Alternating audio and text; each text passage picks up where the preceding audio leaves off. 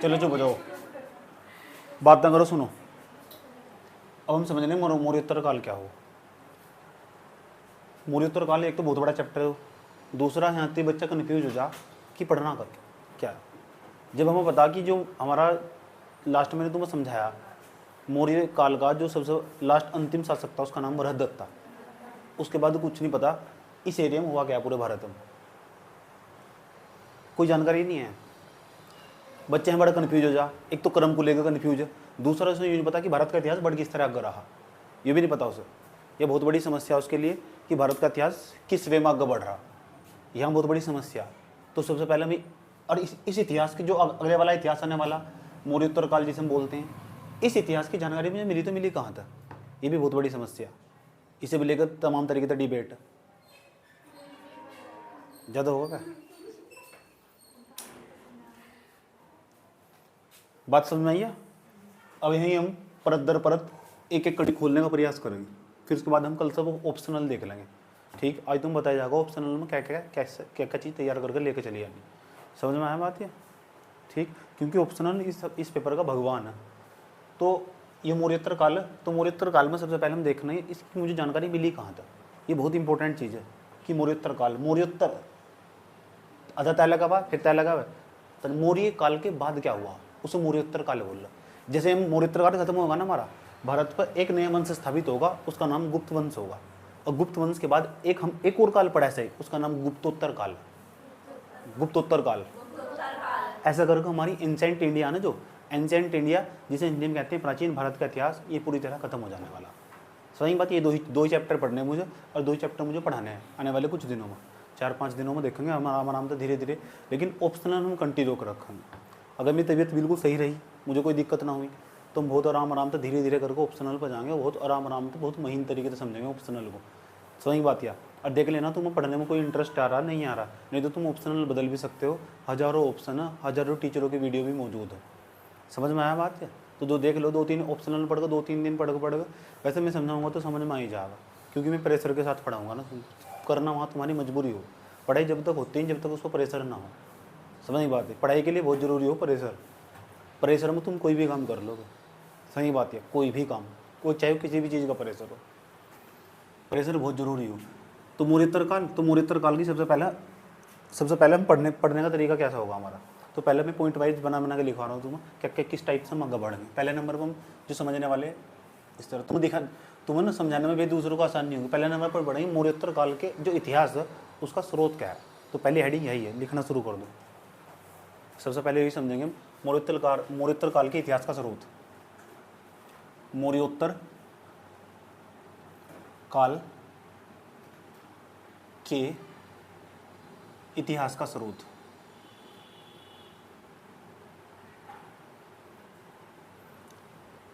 और आज की क्लास में हम इसे डिस्कस करेंगे। ये हमारा पहला फेसिट है, फेसिट मतलब पहलू जिसे हम डिस्कस करना, मौर्योत्तर काल के इतिहास के स्रोत। ठीक, दूसरे नंबर पर दूसरा पॉइंट, जब सुन लो, जैसे ही मौर्योत्तर काल चलता रहेगा ना, भारत में छोटे छोटे राजवंश उदय हो जाएंगे, छोटे छोटे। जैसे ही मौर्योत्तर काल चलता रहेगा तो ये समझ जाओ भारत तो कुछ विदेशी आक्रमण होंगे साथ साथ में। समझ बात है, यहाँ राजवंश पनपी रहे, यहाँ मगध की धरती है, यहाँ राजा राज करते जा रहे, और इधर से आक्रमण होने स्टार्ट हो जाएंगे। आक्रमण वे विदेशी आक्रमण, हिंद और यवनों के आक्रमण होंगे, शकों के आक्रमण होंगे, शक बाहर की प्रजाति उधर की मंगोलियन की तरफ की। समझ में आया बात, या ईरानियों के आक्रमण होंगे। अब ये पहली बार होगा कि भारत के ऊपर ना विदेशी आक्रमण होने स्टार्ट हो रहे। तो मौर्य काल के बाद ना मौर्योत्तर काल में भारत पर पहली बार आक्रमण होने स्टार्ट होंगे। और जब आक्रमण होना स्टार्ट हो ना, जब एक पूरा समुदाय आकर, एक पूरी कम्युनिटी आकर भारत के ऊपर आक्रमण करेगी, अब आक्रमण का दौर जारी रहेगा। और ये तब तक जारी रहेगा, कब तक आज तक, अभी तक भी, अब तक भी जारी है आक्रमण का दौर। अभी देखो, मैंने कल परसों देख रहा था मैं वीडियो, क्यों कह रहा है चाइना हमें आंख दिखा रहा, तो तुम उसकी आंख फोड़ दो, कोई मना कर रहा। अब तक आक्रमण का दौर जारी है। सही बात है, कभी ये सुना कि भारत आंख दिखा रहा पाकिस्तान की। सही बात है, बिना बात के हम किसी को छेड़ते नहीं, सीधे भोले वाले लोग हम।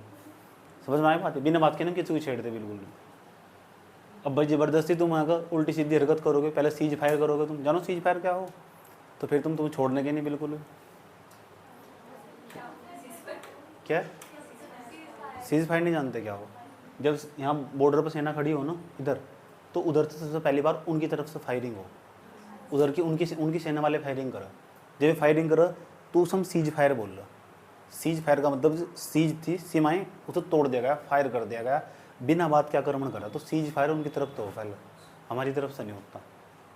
समझ में आया बात ये?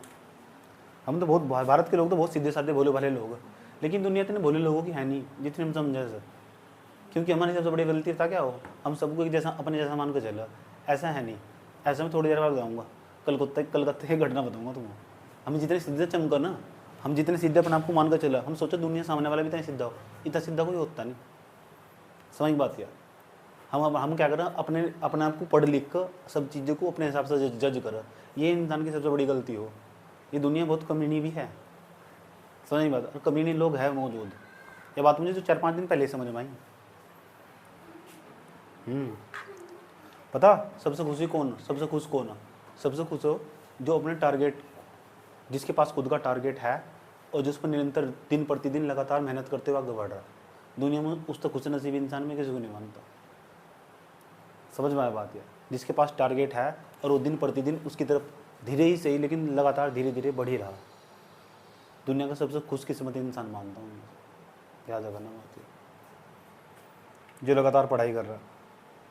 इतनी दूर जाकर एक बात तो समझ में ही आ ही गई भाई कि जो हो बिना पढ़ाई के तो कुछ है नहीं, ये तो पता लग गया। समझ में आया बात है? खौफ, भय, डर, बात करने का तरीका, बहुत चीज़ें मैनेज करनी पड़ा। अगर जाकर बाहर जाओगे तो पता लग जाएगा, कल आ जाएगी तुम। समझ में आया बात है? ठीक।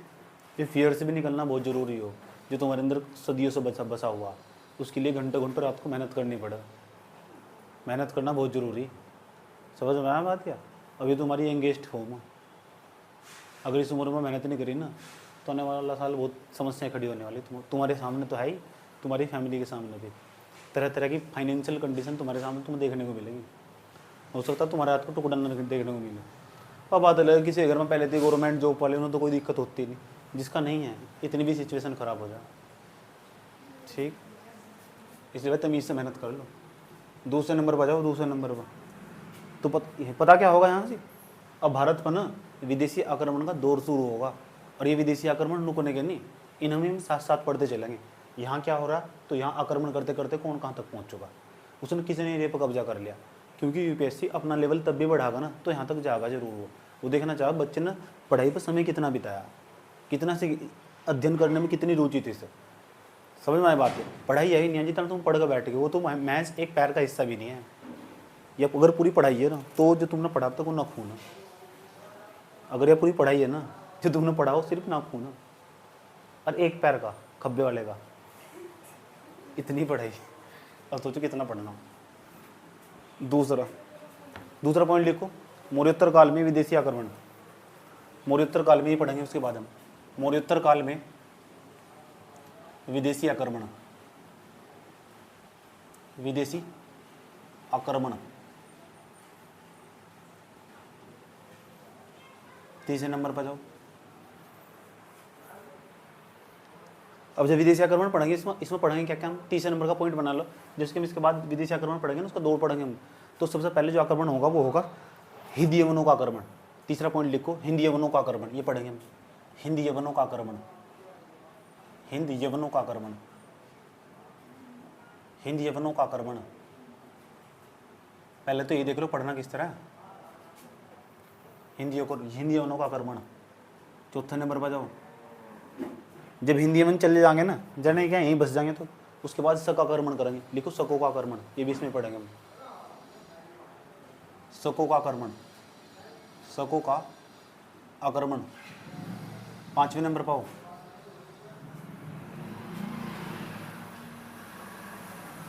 उसके बाद लिखो पार्थियाई या पहलवों का आक्रमण। पार्थियाई या पहलवों का आक्रमण, पार्थियाई, पार्थियाई या पहलवों का आक्रमण, ये पढ़ेंगे हम।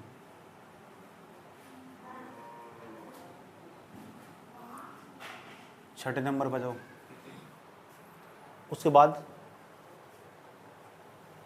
जिनके काल को भारत का स्वर्ण काल कहा जा, उसके बाद बढ़ेंगे कुषाण वंश। कुषाणों का आक्रमण है, कुषाण वंश।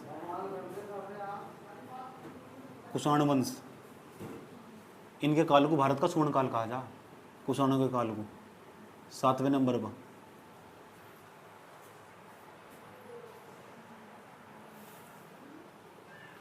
अभी ये ना देखो, ये तो पता ही तुम, इतने एरिया में हाँ कौन सा साम्राज्य मौजूद था? मगध, मगध था नहीं, मगध पे तो किसका शासन था? मौर्य वंश का।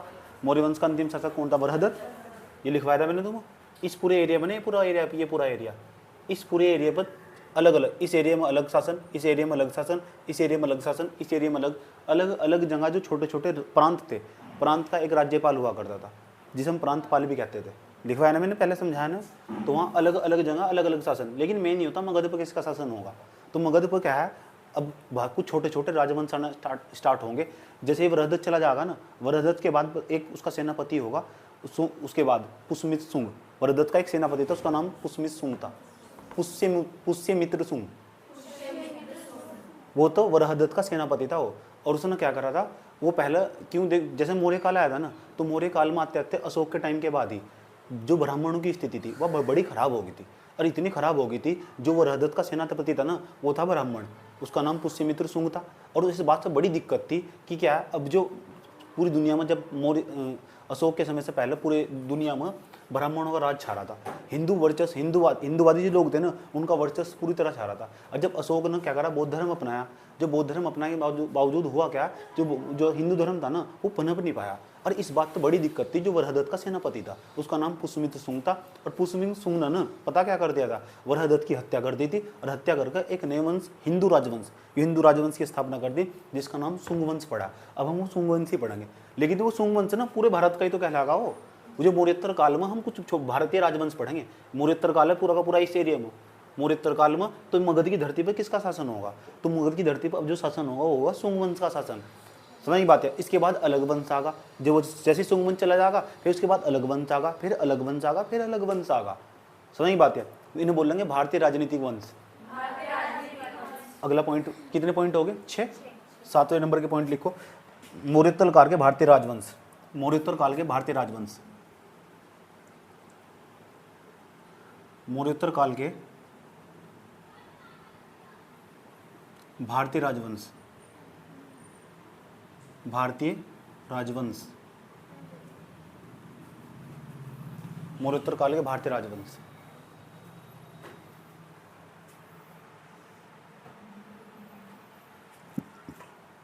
अब मौर्योत्तर काल के भारतीय राजवंश ऐसा करके डायग्राम बनाइए। इसमें कौन कौन से राजवंश पढ़ेंगे? पहले नंबर पर अभी मैंने समझाया तुम्हें। सबसे पहले पढ़ेंगे हम शुंग वंश। शुंग वंश जिसका संस्थापक था पुष्यमित्र शुंग। पुष्यमित्र शुंग, शुंग वंश, इस शुंग वंश को पढ़ेंगे हम। इसे सूंघियो बैठ कर थोड़ी देर बाद।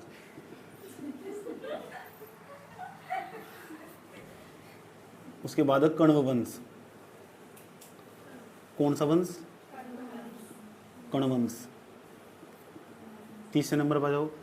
तीसरे नंबर पर सातवाहन वंश, मेरा फेवरेट है और यूपीएससी का भी फेवरेट है, सातवाहन वंश। इस सातवाहन वंश या आंध्र प्रदेश को क्या हुआ? आंध्र, उसी इलाके में पनपा था ना, तो इस आंध्र सातवाहन वंश भी क्या हुआ? सातवाहन वंश। इसे उसके बाद हम इसे पढ़ेंगे। एक पेपर में तो कर में पूछ रखा है, पूछ रहा कौन कौन सा पहला आया हुआ। तो यहाँ जो तुम लिख रहे हैं ना, इन तभी सवाल आया हुआ पेपर में, पहले कौन कौन सा वंश आया, और डेट वाइज बात करेंगे सबकी। यहाँ ये एक ऐसा इतिहास है जहाँ टीचर की भी बहुत ज़्यादा नज़र नहीं जाती, उसे स्किप करके आगे बढ़ जाए। मैंने बहुत तमीज़ से पढ़ा है इस बार। चौथे नंबर पे चले जाओ। चौथे नंबर पे जो हम वंश पढ़ने वाले हैं ना, उस वंश का नाम भैया कलिंग का चेदी वंश। कलिंग, कलिंग कहाँ से पढ़े भाई? हाँ, कलिंग का चेदी वंश। 5वें नंबर पर जाओ, वकटक वंश। वकटक वंश। उसके बाद 6ठे नंबर पर जाओ भाई, अंभीर का राजवंश। अंभीर है, मैनी है, भै है, अंभीर का राजवंश। और एक वंश में बहुत सारे राजा पढ़े हम, यह बात याद रखना। उसके बाद मौर्योत्तर कालीन राजनीतिक व्यवस्था।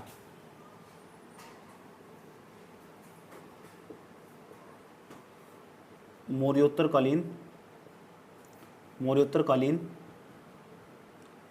राजनीतिक व्यवस्था।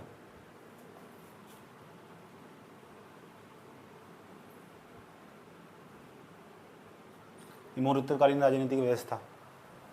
उसके बाद 7 पॉइंट हो गए थे ना, 8वां पॉइंट,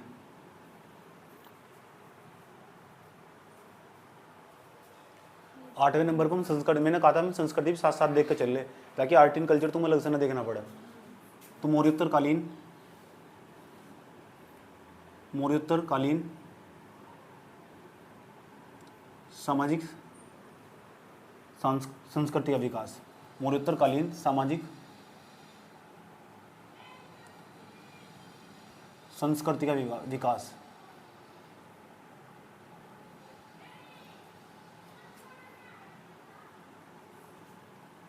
संस्कृति का विकास। 90 नंबर पर जाओ। गंधार व मथुरा कला। उसके बाद पढ़ेंगे गंधार एवं मथुरा कला। गंधार एवं मथुरा कला।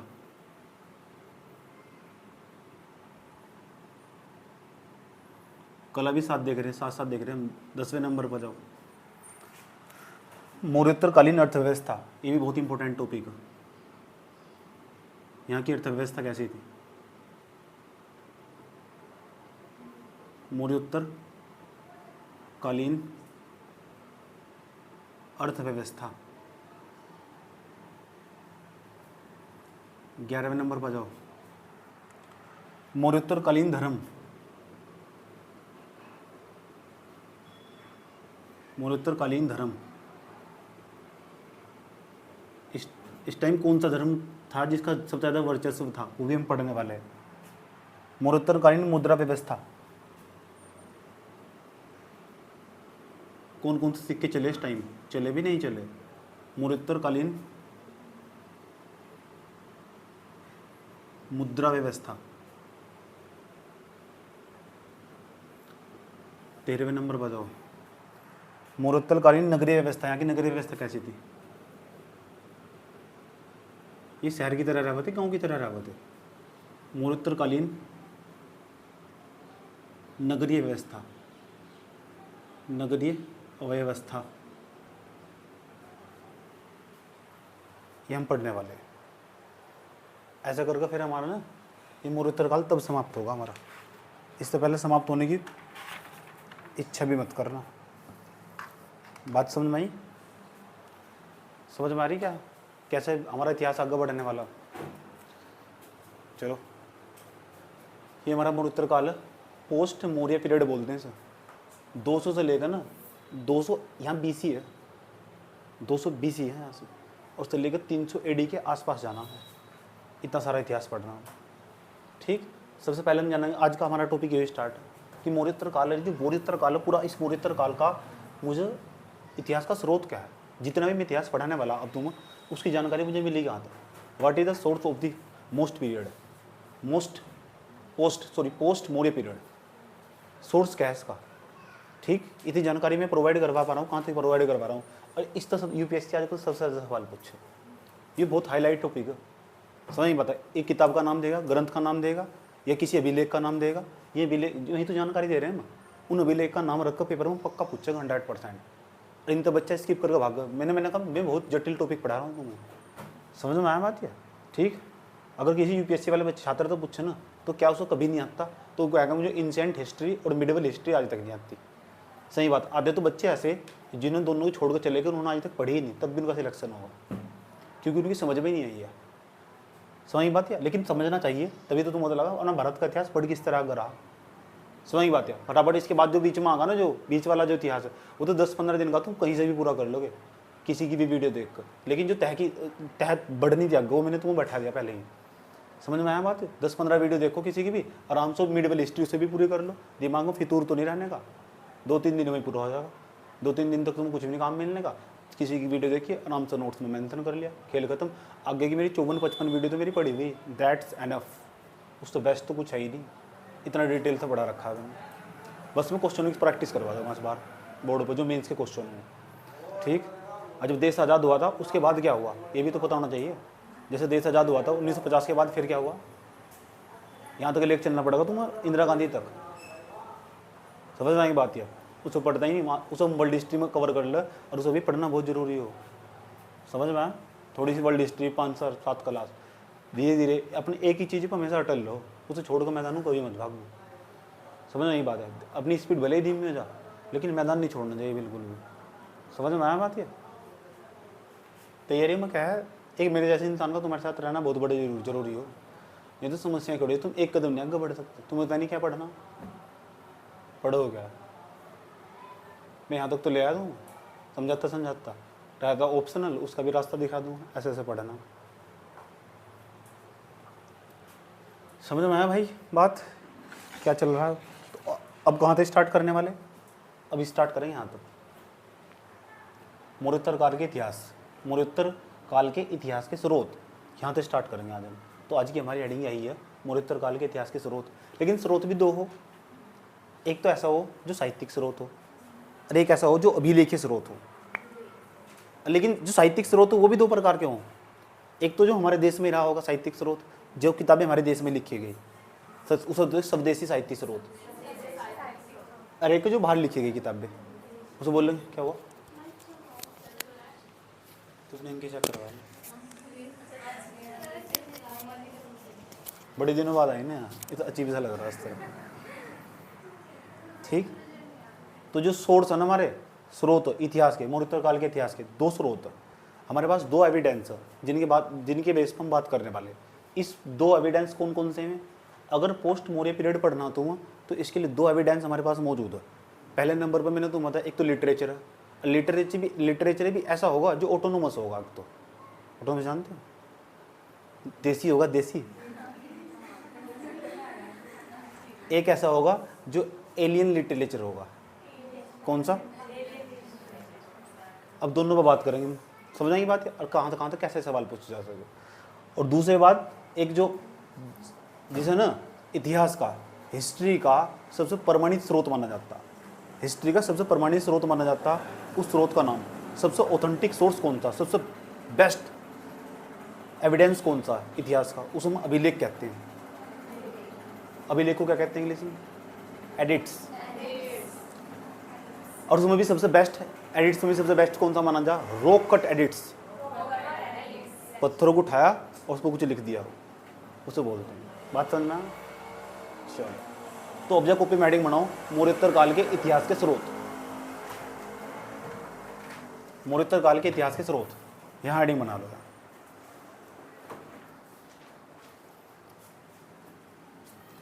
मौर्योत्तर काल के इतिहास के स्रोत,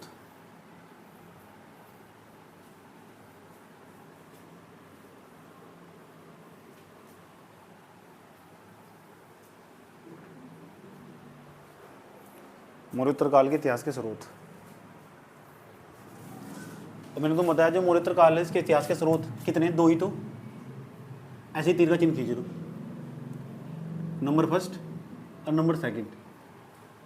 पहला स्रोत उसका नाम है साहित्यिक स्रोत,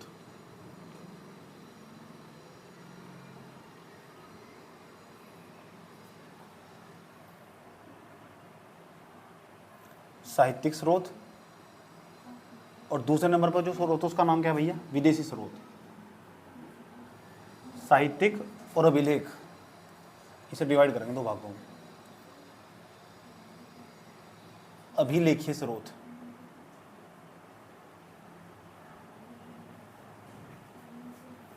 अभिलेखीय स्रोत। अब साहित्यिक स्रोत भी दो प्रकार के,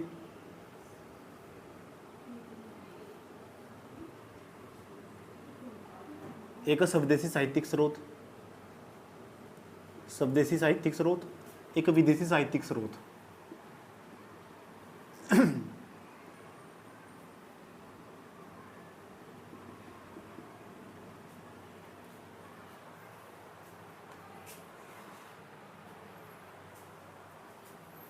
अब जो स्वदेशी साहित्यिक स्रोत है ये भी दो प्रकार के,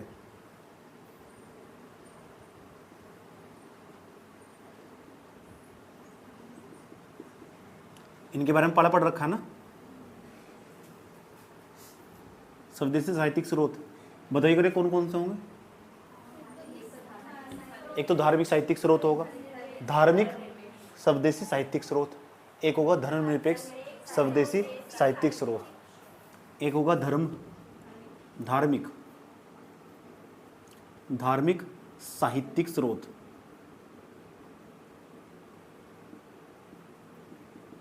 और दूसरा बताया था भाई धर्मनिरपेक्ष जो धर्म तो बिल्कुल तटस्थ हो, धर्मनिरपेक्ष साहित्यिक स्रोत। अच्छा एक बात बताओ, अगर इन दोनों में तुम किसी एक को चुनना चाहते हो इतिहास के लिए कि इतिहास की सही जानकारी कहाँ होगी, कि तुम धार्मिक साहित्यिक स्रोत को प्रेफरेंस दोगे या धर्मनिरपेक्ष साहित्यिक स्रोत को प्रेफरेंस दोगे?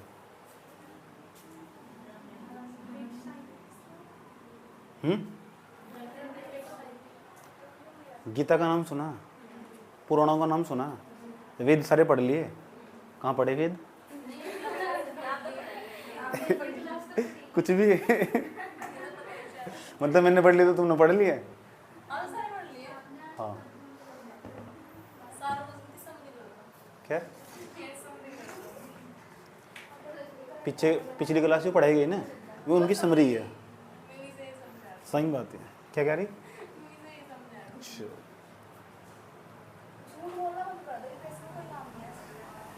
बात न करो, समझ लो। तुम्हारे चारों में मुझे एक बात नजर आ रही है सबकी।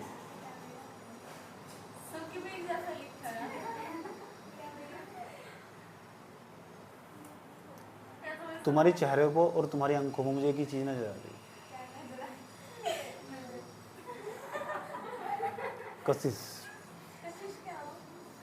कशिश नजर आ रही है।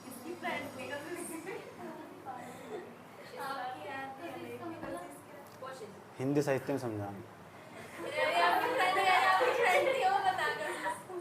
धार्मिक साहित्यिक, चुप हो जाओ, बात ना करो। धार्मिक साहित्यिक स्रोत प्लीज, धार्मिक जो साहित्यिक स्रोत वो ज़्यादा बेस्ट या धर्मनिरपेक्ष साहित्यिक स्रोत वो ज़्यादा बेस्ट? इतिहास हमेशा यूपीएससी वाले छात्र इसे ही प्रमोट करेगा, उसे कभी प्रमोट करे भी ना दिए। समझना ही बात है।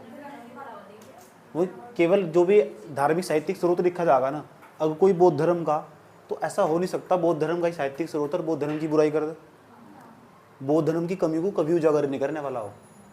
समझ में आया बात है। और हिंदू धर्म का कोई साहित्यिक स्रोत, हिंदू धर्म का कोई भी धार्मिक साहित्यिक स्रोत वो भले इतिहास की जानकारी दे रहा हो, ये बात तय करके रखियो, वो हिंदू धर्म की कभी बुराई नहीं करने का। समझ में आया बात है। तुम अपने आप को देख लो, तुम जोन से जाति से बिलोंग करते हो, उसकी बुराई, उसके खिलाफ तुम दो वर्ड नहीं सुन सकते, चाहे उसने पक्का बता तुम गलत काम हुआ से जाती है। क्या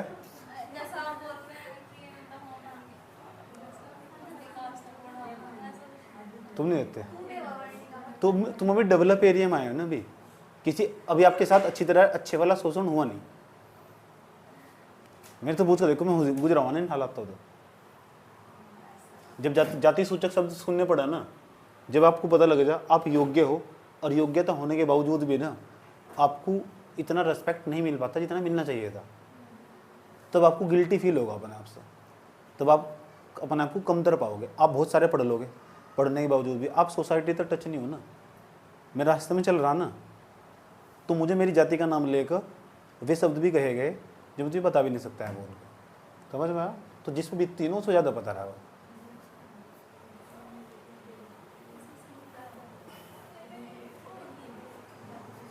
तो मैंने तो झेल रखा है सब चीज़ें, जिन्हें नहीं झेल रहा एक बार पता लग रहा है। सही बात है, क्योंकि तुम तो एरिया में एक एरिया में बंद रहते हो अभी। जब तुम कहीं बाहर को जाओगे, समझ में आई बात है, और तुम्हारी जाति का नाम लेकर तुम्हें चिढ़ाया जाएगा, अगर लोअर कास्ट से बिलोंग करोगे, तब तुम्हारे आत्मसम्मान पर ठेस पहुंचेगी। तब तुम लगेगा इतना पढ़ने के बावजूद भी तुम खोखले ही हो। समझ में? चलो, धार्मिक साहित्यिक स्रोत और धर्मनिरपेक्ष साहित्यिक स्रोत। तो आज अनुच्छेद 17 क्यों एक अकेला अनुच्छेद क्या कर रहा है पूरे संविधान में? उसकी जरूरत क्या थी? यह बात अम्बेडकर से पूछो, देखो ये बताना।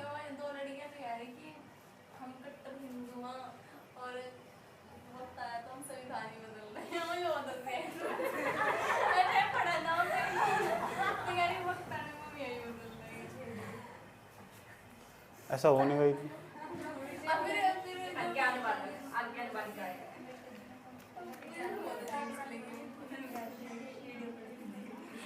कोई बात नहीं, कोई बात नहीं, वो को भी पढ़ने के लिए ना भी। कोई बात नहीं, बात ना करो, कोई बात नहीं। अगली बार कोई संविधान बदलने की बात करो ना तो 4 बार नहीं 5 बार उसका उसकी तरफ चुपचाप चल दो।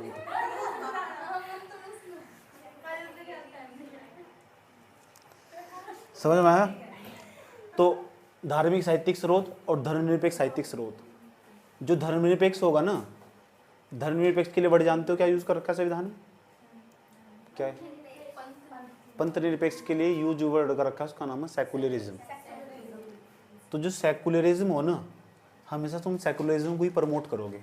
अभी तो मैं कुछ दिन पहले 2-3 दिन पहले एक वीडियो सुन रहा था, उसमें ये बताया जा रहा था कि अब मोदी जी नई जो आई असेंबली बनी हुआ, नई संसद बनी, उसमें एक नया बिल आने वाला और उसमें भारतीय संविधान की प्रस्तावना तो धर्मनिरपेक्ष हटाया जा रहा है। धर्मनिरपेक्ष शब्द हटाया जा रहा है।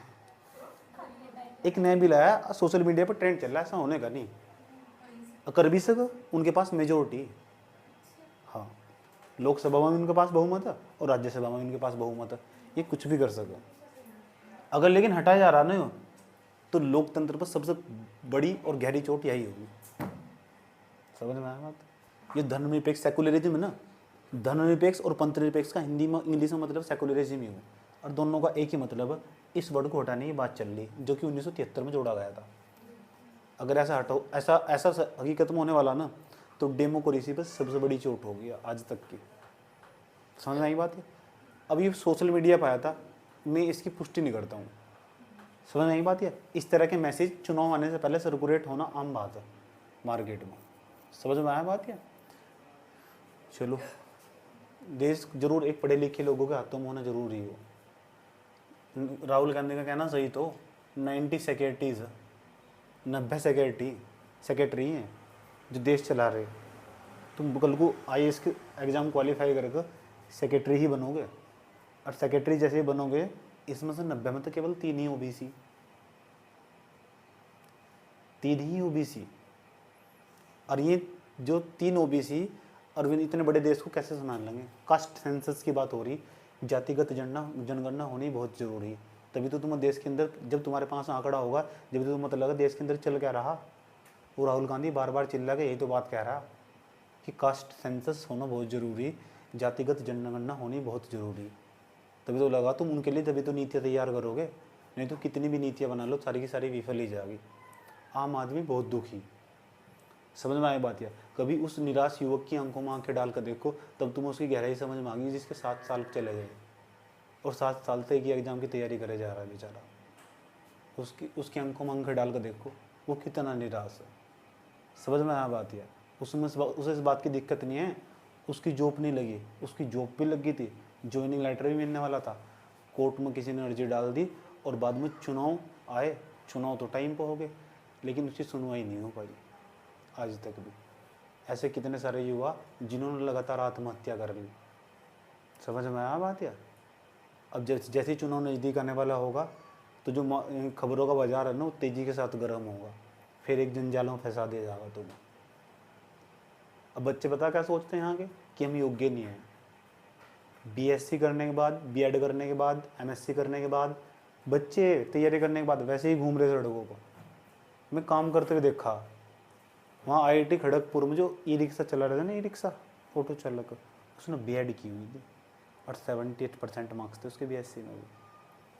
अपने डिस्ट्रिक्ट का टॉपर था वो, 3रे नंबर का, और ई-रिक्शा चला रहा। समझ में आया?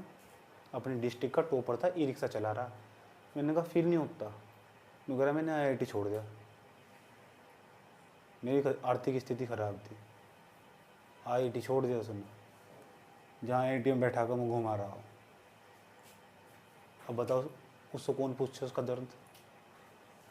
मगर जब भी बैंक टांगता आते हुए ना देखता हूँ ना, तो मेरे दिल में बहुत दर्द होता है। अब जो बच्चा 3रे नंबर पर रहा हुआ हो, उसे ई-रिक्शा चलाना पड़ेगा हो, क्या सरकार की नीति की जिम्मेदारी नहीं आती? उसके लिए जो योजना चलाई गई थी, उसके लिए कम से कम उसका खर्चा तो उठा जाता। ऐसे टोपरों को तो अलग अलग प्रकार की योजनाएं चलाकर प्रोत्साहित किया जाना चाहिए। वो टैलेंट क्या कर रहा है बेचारा, जिसके अंदर क्षमता थी पढ़ने की, वो ई रिक्शा चला रहा है। उसे नई ई रिक्शा तैयार करनी थी इंजीनियर बनकर। तो जब देश में घूमते तो बहुत चीज़ें पता लगती है, इसीलिए कह रहा कि किताब पर बैठे रहो। समझ में आया बात यार? इसके अंदर वो बात है जो कहीं नहीं है। जब बन जाओगे ना एक दिन, सही बात है, दुनिया सलाम ठोकोगी तुम। समझ में आया बात यार? 10-10, 20-20 गाड़ी जब आगे पीछे निकल कर जा ना, तो हवा से रख जा। समझ में आया बात है? एक कलम की तो ताकत हो। वही बैठी रहो बस किताब पर, 1-1.5 साल और बैठना किताब पर। 1-1.5 साल तक अगर तमीज़ से किताब पर बैठ लिए ना, अगर तुमने ना रास्ता नहीं छोड़ा है, तो ये से बन के बाहर निकलोगे। याद रखना बात यार। अगर ऑप्शनल पूरा कर लिया और तुम नहीं हटे, तुमने रास्ता चेंज नहीं करा, 1 के 2 लग जा, 2 के लग जा 3, 3 के लग जा 4, अगर 5 भी लग रहे तो दिक्कत नहीं है, बन तो आइए से रहे। 4 के चाहे 5 लग जा जी, लेकिन जिसके अंदर एक ही बार में दिल में लगन घुस जाना और रास्ता बिल्कुल सही हो, उसका हो ही नहीं सकता कि उसका एग्ज़ाम बचे ही ना। लेकिन उसके लिए बहुत चीज़ें त्याग करनी पड़ा। मस्ती जितनी छोटी छोटी चीज़ें तो हटानी पड़ा। आस पास सोशल गैदरिंग हुई, दोस्त हुए, यार हुए, अरे गहरे लोग हुए आसपास, इन सब चीज़ों को देखो हटाना ही पड़ा। समझ में आया? इतनी पावर, सारा खेल पावर का। समझ भाई, तुम्हें कोई टच नहीं कर सकता, किसी की हिम्मत भी नहीं है।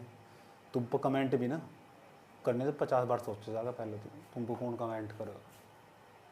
सही बात है, ये पड़ोसी पहले सबसे पहले यहीं डूब के मरेंगे, जो सारे पड़ोसी तुम्हें नाम धर दे। समझ में आया बात है?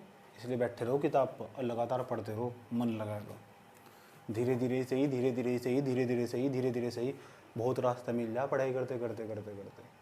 सिविल सर्विस पढ़ाई नहीं है, जुनून। इसमें वही कामयाब होगा जो लगातार पढ़ता चला गया।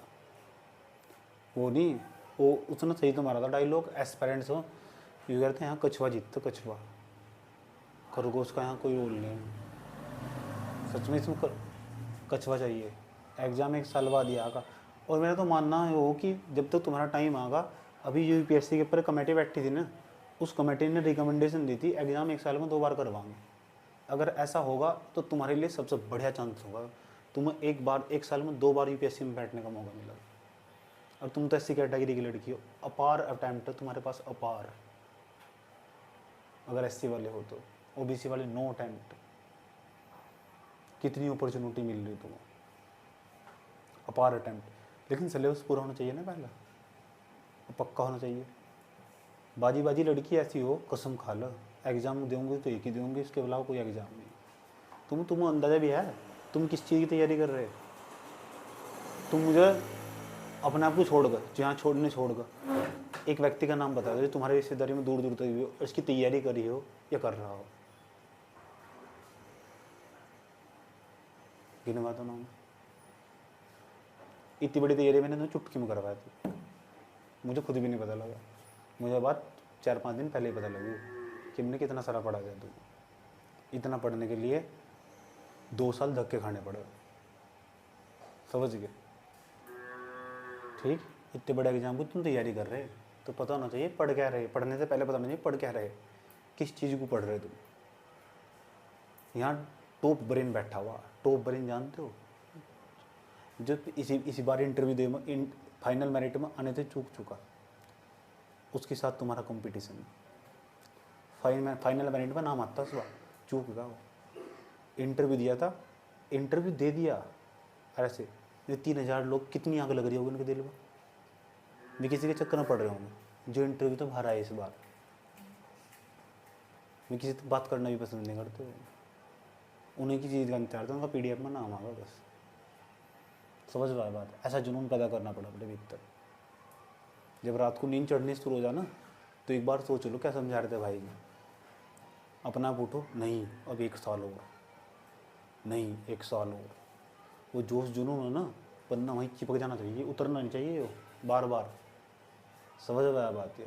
और सुबह नियम से पहले, नियम टू नियम खाट छोड़ देनी चाहिए। इतना डिसिप्लिन में जाओ पढ़ाई के प्रति। वहीं सोच लो मुझे फटाफट सारे पूरे कर लेने, जो मैंने नहीं पढ़ा है वो पूरा कर लिया। लकीर का फ़कीर नहीं होगा बैठना। ये देखो सारा सिलेबस अपना अपने सामने रखो, ये पूरा होगा, ये होगा, ये होगा, ये रहेगा, ये रहेगा। भाई जी नहीं आए तो तुम्हें खुद भी पढ़ सकूँ, पता तो लगी यूट्यूब पर किसी की वीडियो देख लो, किसी की वीडियो देखने शुरू कर दो ना, कुछ तो समझ में आएगा। समझ में आया? सी सेट देखना शुरू कर दिया, हटना नहीं बिल्कुल भी, लेकिन ठीक, क्या तो कुछ खो कर जाएंगे, क्या तो कुछ पा कर जाएंगे। और इंसान बहुत जिद्दी हो, मैंने बताया ना, लड़की ऐसी ऐसी हो, आता कुछ नहीं, लेकिन जिद्दीपन इतना ना, एक बार ठान लिया ना, जुनून सवार हो उनके सिर पे, पाना तो पाना। अगर एक बार किसी चीज़ को ठान लिया, समझ आई बात? यार कोई नहीं रोक सकता, पूरी दुनिया उसके पीछे लग जाए। ऐसी कोई चीज़ नहीं, देखो जो तुम पा नहीं सकते, तुम्हारे अंदर आग होनी चाहिए उसे पाने की। दूसरा क्या है, महिलाओं को तो कुछ सपोर्ट करने वाला नहीं मिलता, नहीं तो महिलाओं में बहुत ताकत हो, लड़कियों में बहुत ताकत हो, उन्हें सपोर्ट करा भी जाए तो गलत तरीके से सपोर्ट करा जाए। लड़के लोग, घर वाले भी कहाँ इतना सपोर्ट करें। तुम्हारे घर वाले तुम्हें सपोर्ट कर पा रहे, वो भी मेरे कहने से कर देंगे, तुम्हारे खुद के कहने को तो कभी ना करते हैं। समझ में आया बात? यार कहाँ इतनी बड़े रहते, कहाँ इतना देखा उन लड़कियों को। तुम आज शरत मान लो, तुम्हारे घर वालों के दिमाग में, चाहे कोई बैठा हो यहाँ से, कितनी वेट पढ़ने वाली हो तुम, तुम्हारे घर वालों के दिमाग में हो कि इसकी शादी होनी, अरे जागी यहाँ तो तय है उसके दिमाग में, चाहे तुम कितनी भी कोशिश कर लो, तुम्हारी माता के दिमाग में भी और तुम्हारे पिता के दिमाग में भी। समझ में आया बात? ये सब चीज़ें तय हो जाए पहले जब लड़की पैदा हो। समझ में आया? अब तो तुम जो तैयारी कर रही, छोटी मोटी तैयारी नहीं है, बहुत बड़ी तैयारी है। जो प्रोफेसर पढ़ा रहे ना वहाँ से, एक लड़की पढ़ा रही थी मैं IIT में, वो लड़की खुद तैयारी कर रही, प्रोफेसर है वो। और सोच लो क्या लेवल है। लास्ट अटैम्प्ट रहा उसका, 3 अटैम्प्ट दे चुकी, 32 साल के आसपास लास्ट एज हो जा झंडा लगाएगा, 32 साल के बाद अटैम्प्ट नहीं दे सकते। उसके बाद 28 साल के आसपास एज होगी उस लड़की की, वो तैयारी करने वाली। वो गवर्नमेंट जॉब पर पहले थे, गवर्नमेंट जॉब अलाउड, वैसे MA करके MSc करके तो मैथमेटिक्स तो एग्ज़ाम दे रही, बार बार इंटरव्यू दे रही। क्या ताकत होगा, क्या टेम्परामेंट होगा उसका। समझ में आया बात? है तो बड़ी बड़ी जगह पहुंचना ना, तो घंटों रातों तो भाई मेहनत करनी पड़े। ऐसे थोड़ा ही एग्ज़ाम क्लियर होगा, सारा सब्जेक्ट अपने हाथ में चाहिए, धीरे धीरे करके, और समझ चाहिए सब्जेक्ट ऐसे ही आराम से, दुनिया की हबड़ दबड़ करके चले गए नहीं, वो फिर दिक्कत खड़ी करेगा पेपर में। और दूसरा, पढ़ने से पहले प्रश्न देखे जा, PYQ साथ में रख कर पढ़ाई हो, बिना PYQ पढ़ाई नहीं होती। बस अपना ऑप्शनल सोच ली, जिस बच्चे ने, मैंने कहा ना तुम, जिस बच्चे ने अपना 500 नंबर का ऑप्शनल तैयार कर लिया ना, वो जब चाहे सिविल सर्विस एग्ज़ाम निकाल लेगा, जब चाह जिस दिन चाह, जब वो सिविल सर्विस एग्ज़ाम निकाल लेगा। ये हो तीर, समझ गए? इसका खेल, अब फाइट इसकी। चलो देखते हैं क्या होगा।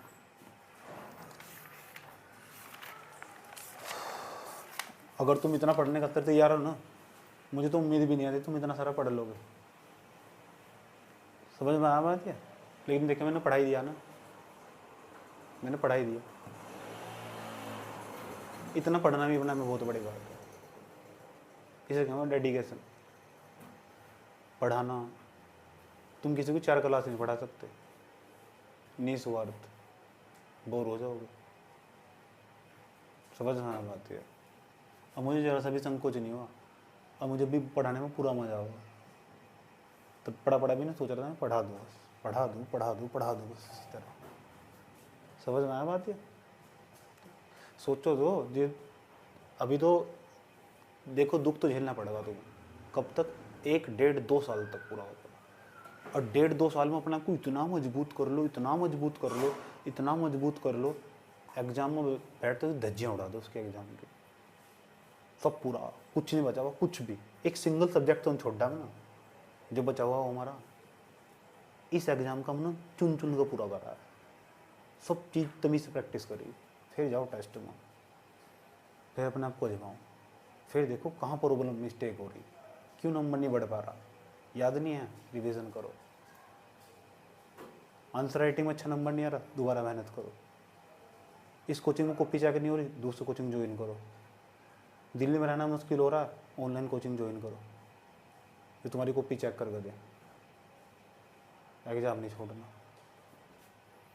समझ में आया? पता कितनी ताकत हो, मोदी जी भी साइड में बैठे रहेंगे लेकिन तुम्हारा साइन नहीं मिलने का, इतनी ताकत हो।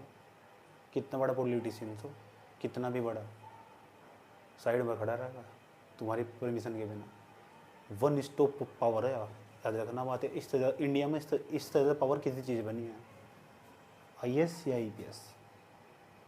IPS में थोड़ा सुकून नहीं है, जिसे सुकून बुरी लाइफ चाहिए हो तो IAS है। वो तो घर पड़ा रहेगा, अपने सेक्रेटरी को लगा देगा, जाओ काम पर। IAS खुद जाने का भी निगरानी करनी, जाते ही नहीं। घर ऐस की जिंदगी, पावर, बस सभाएं आयोजित करने जाओगे, निरीक्षण करने। हाँ तुम्हारा काम इच्छा है फील्ड में उतर कर काम करने की, तुम देखना कि वास्तव में यार बहुत लोग हो जो किसी टाइम पर हमारे जैसे थे, बहुत लड़कियाँ जी कि हमें पढ़ना चाहिए इस तरह की, उन लड़कियों को तो तुम काम कर सको। एक सिंगल सोल्यूशन है जहाँ तुम व्यापक क्षेत्र में काम करने का मौका मिलेगा। और कोई जॉब ऐसे है नहीं इंडिया में, ऐसी कोई जॉब नहीं है जिसे मैंने सर्च नहीं करा था, जाना था नहीं, पहचाना था नहीं। क्यों आया था नहीं, इसलिए तो आएगा कि मुझे व्यापक क्षेत्र में काम करने का मौका मिलेगा। इससे ज़्यादा अपॉर्चुनिटी मुझे कहीं मिलने वाली है नहीं। समझ में आया बात है? नहीं तो पैसे की क्या कमी थोड़ा ही थी। आज भी मैं पढ़ाना शुरू कर दूँ तब भी मैं लाखों इतने कमा सकूँ, बिजनेस मैन में फेल कर दूँ। समझ गए? और इसी प्रोफेशन तो नहीं है, बिजनेस तभी मैं भी जाकर भी कम से कम 5-10 करोड़ रुपए का कोई स्टार्टअप स्टार्ट कर दूँ, बहुत कम चांस है मैं विफल हो जाऊँगा। मेरा इकोनॉमिक्स का बैकग्राउंड है। लेकिन ये मैं ये हो ना जो पैसा, ये मैं 2 साल बाद भी कमा सकूँ, 3 साल। मैं पढ़ाई नहीं कर सकता फिर उसके बाद। तुम क्या सोच रहे हो, तुम पैसा नहीं कमाने के, तुम इतना पैसा कमाओगे तुमको झेलने का भी नहीं पैसा, इतना पैसा कमाओगे तुम, लेकिन फिर तुम पढ़ाई नहीं कर सकते, तुम्हारे दिमाग में पैसा चला जाएगा। समझ बात है? फिर तुम आम आदमी को भला नहीं कर सकते तुम। जब 200 कांस्टेबल पीछे खड़े रहा ना, 200 कांस्टेबल जिसमें 55 साल का भी हो गई, अजय गर्व है तो गर्व की अनुभूति हो। तुम्हारे घर वाले तुम देखोगे नहीं, यार बता कितने बड़े बड़े लोग हमारी लड़की को सलाम ठोकरे, जय हिंद मैम, ऐसा कैसा करोगे। इस तो बड़ी गर्व की बात क्या हो। और ये घटना तुम्हारे पेरेंट्स के सामने हो रही है, फिर पता लग जाओ औकात समझ में आ जाए। समझने की बात है? कुर्सी वही हुई है इस वाली, और पेरेंट्स को उठा के बैठाओ, पता लगा तुम। कोई नहीं चाहने का पता कि हमारे यहाँ लड़की ना पैदा, सब लोग सोचेंगे लड़का ना लड़की पैदा हो यहाँ से। ठीक है, ऐसा उदाहरण बनो तो ये सब होगा। पता किस तरह मेहनत करने से ही होगा। एक दिन बनो ना, एक दिन पर, लेकिन जब पक्का होगा। एक दिन की बात थोड़ा ही है। आज ही तुम मौर्योत्तर काल पढ़ रहे, फिर गुप्त काल पढ़ना पड़ेगा, मिडवल में जाना पड़ेगा, फिर पूरा भारत का इतिहास पढ़ना पड़ेगा, फिर तैयारी पूरी होगी कंप्लीट कंटिन्यू। फिर एग्जाम में जब फुल मूड में जाओ, एग्जाम में टेस्ट देते देते इम्प्रूवमेंट होकर 200 के टेस्ट में 150 नंबर प्लस आने स्टार्ट हो गए हर सब्जेक्ट में। कोई सा टेस्ट लगा लो कहीं तो फुल एंड टेस्ट उठा के, उस दिन पक्का ये से बनने। आइए तो पहले घर पे बन के चला ना, टेस्ट में नंबर ढंग का नहीं, वहाँ क्या करोगे जाकर। सेल्फ एनालिसिस करना सीखो। और दूसरा क्या है, अपनी भाषा को बहुत स्मूथली बनाना सीखो, नहीं तो आपको बात करने में प्रॉब्लम खड़ी हो जाएगी। इंग्लिश तो सीखनी पड़ेगी अधिकारी बनना हो तो, ठीक। और तुमने देख भी लिया होगा, सीख भी जाओगे अगर प्रैक्टिस करोगे तो। कोई ज़्यादा हार्ड चीज़ ही नहीं है। समझने की बात है। जिनके सपने बड़े हो ना, जिनके सपने बड़े हो, ये छोटी छोटी चीज़ें उनके सामने कुछ नहीं अड़ेगी। समझ बात है। तुम दूसरों से अलग हो, तुम बना कुछ साधारण बच्चों बना के ना, जो तुम्हारे घर में आसपास बच्चे रहे वो एक 12th क्लास पास कर आउट करके बच्चे जा रहे हैं, उसमें तुम्हारा बहुत अंतर है, बहुत ज़्यादा अंतर है।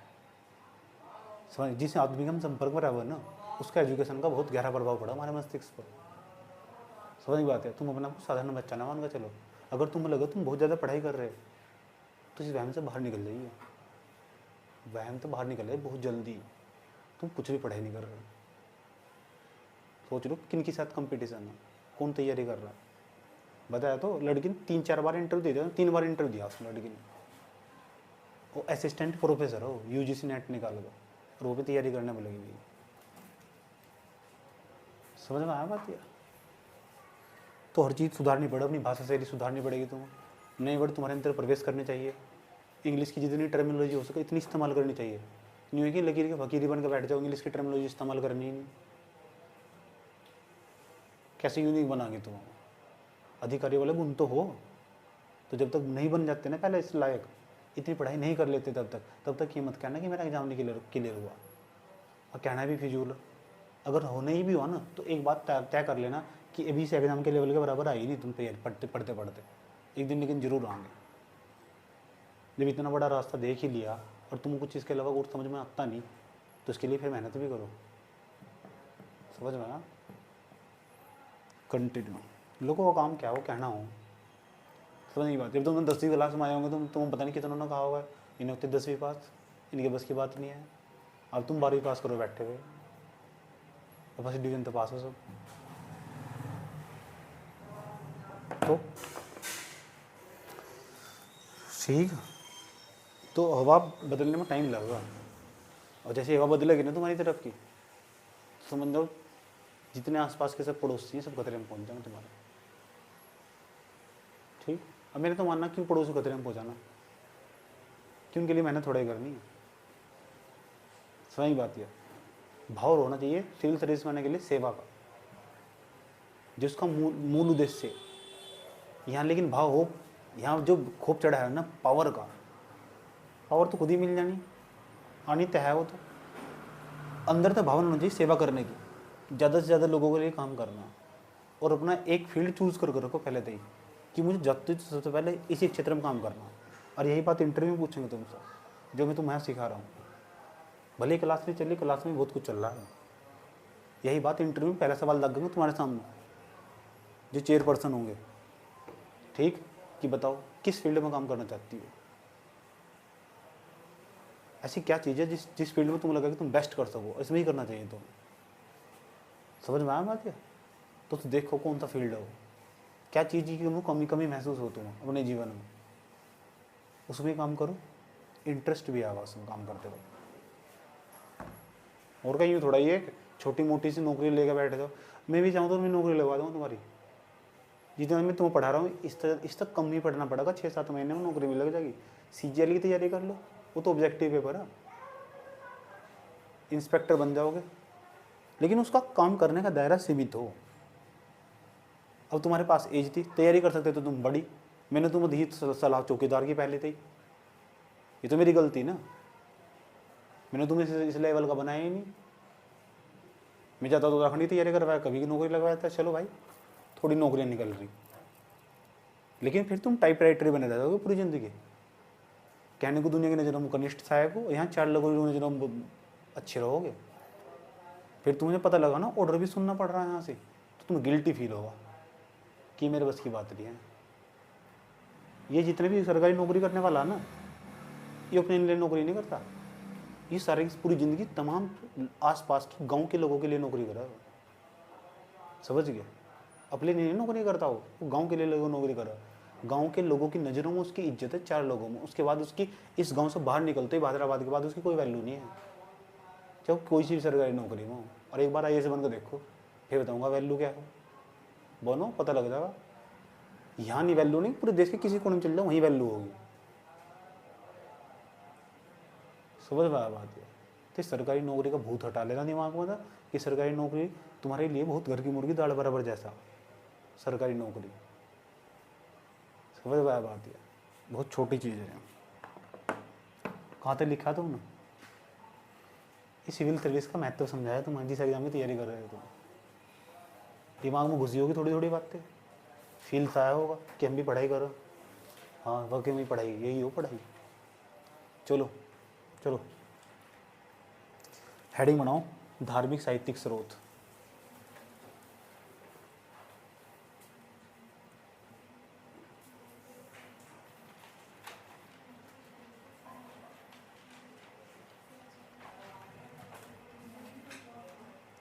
धार्मिक साहित्यिक स्रोत हेडिंग बना ली, इसमें नंबर फर्स्ट लिखो बौद्ध ग्रंथ।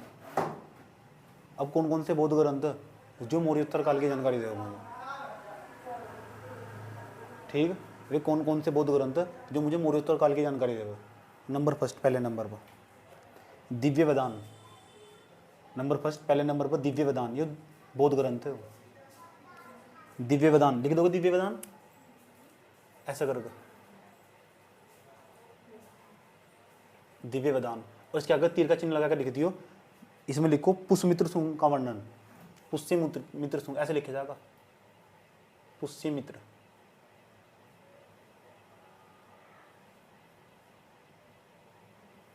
पुष्यमित्र सुंग का विवरण, पुष्यमित्र सुंग का विवरण, राजा आयो। ठीक, दिव्य वेदान पता लग गया क्या है, बौद्ध ग्रंथ। याद है बात है। ठीक, अगला पॉइंट ललित विस्तार, इसमें जानकारी मिले। दूसरा दूसरा बौद्ध ग्रंथ, ये भी बौद्ध ग्रंथ, ललित विस्तार। ललित विस्तार, ललित विस्तार, ये भी बौद्ध ग्रंथ।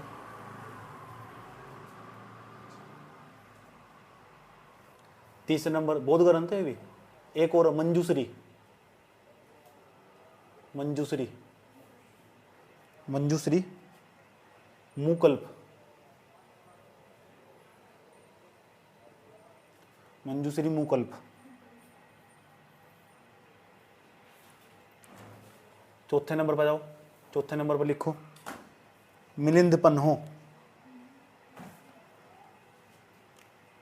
मिलिंद पन्हो ऐसे लिखा जाएगा। मैं पर छोटी मात्रा, ले पर छोटी मात्रा, अधन है द मिलिंद पन्हो।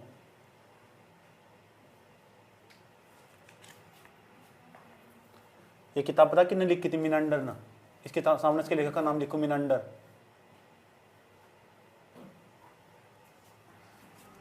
मिनांडर,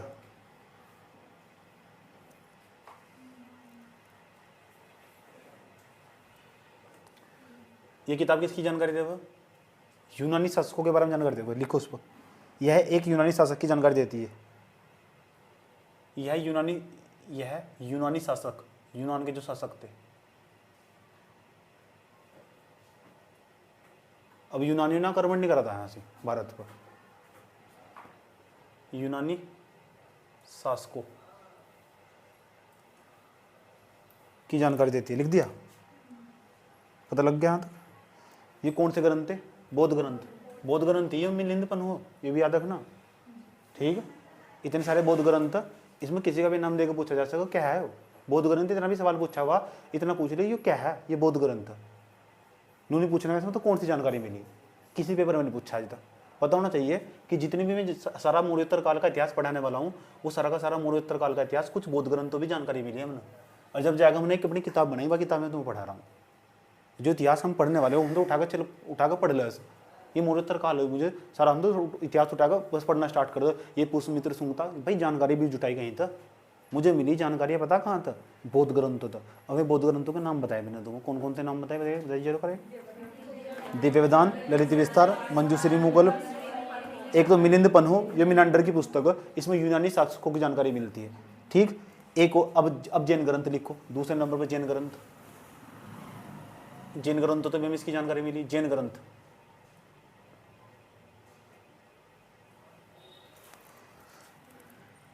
थेरावली गाथा, जैन ग्रंथ है, उसका नाम है थेरावली गाथा।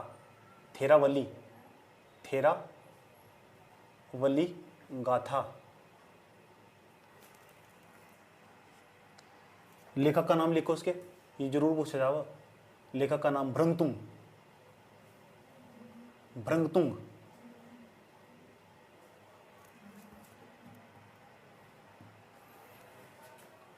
इसमें क्या मिलेगा भाई, थेरावली गाथा में मौर्योत्तर काल की जानकारी। ब्राइट में लिख दो उसके, थेरावली गाथा के ब्राइट में लिख दो। 14वीं शताब्दी के आसपास लिखे गए थे ये ग्रंथ, उसमें मिलेगी मौर्योत्तर काल की जानकारी।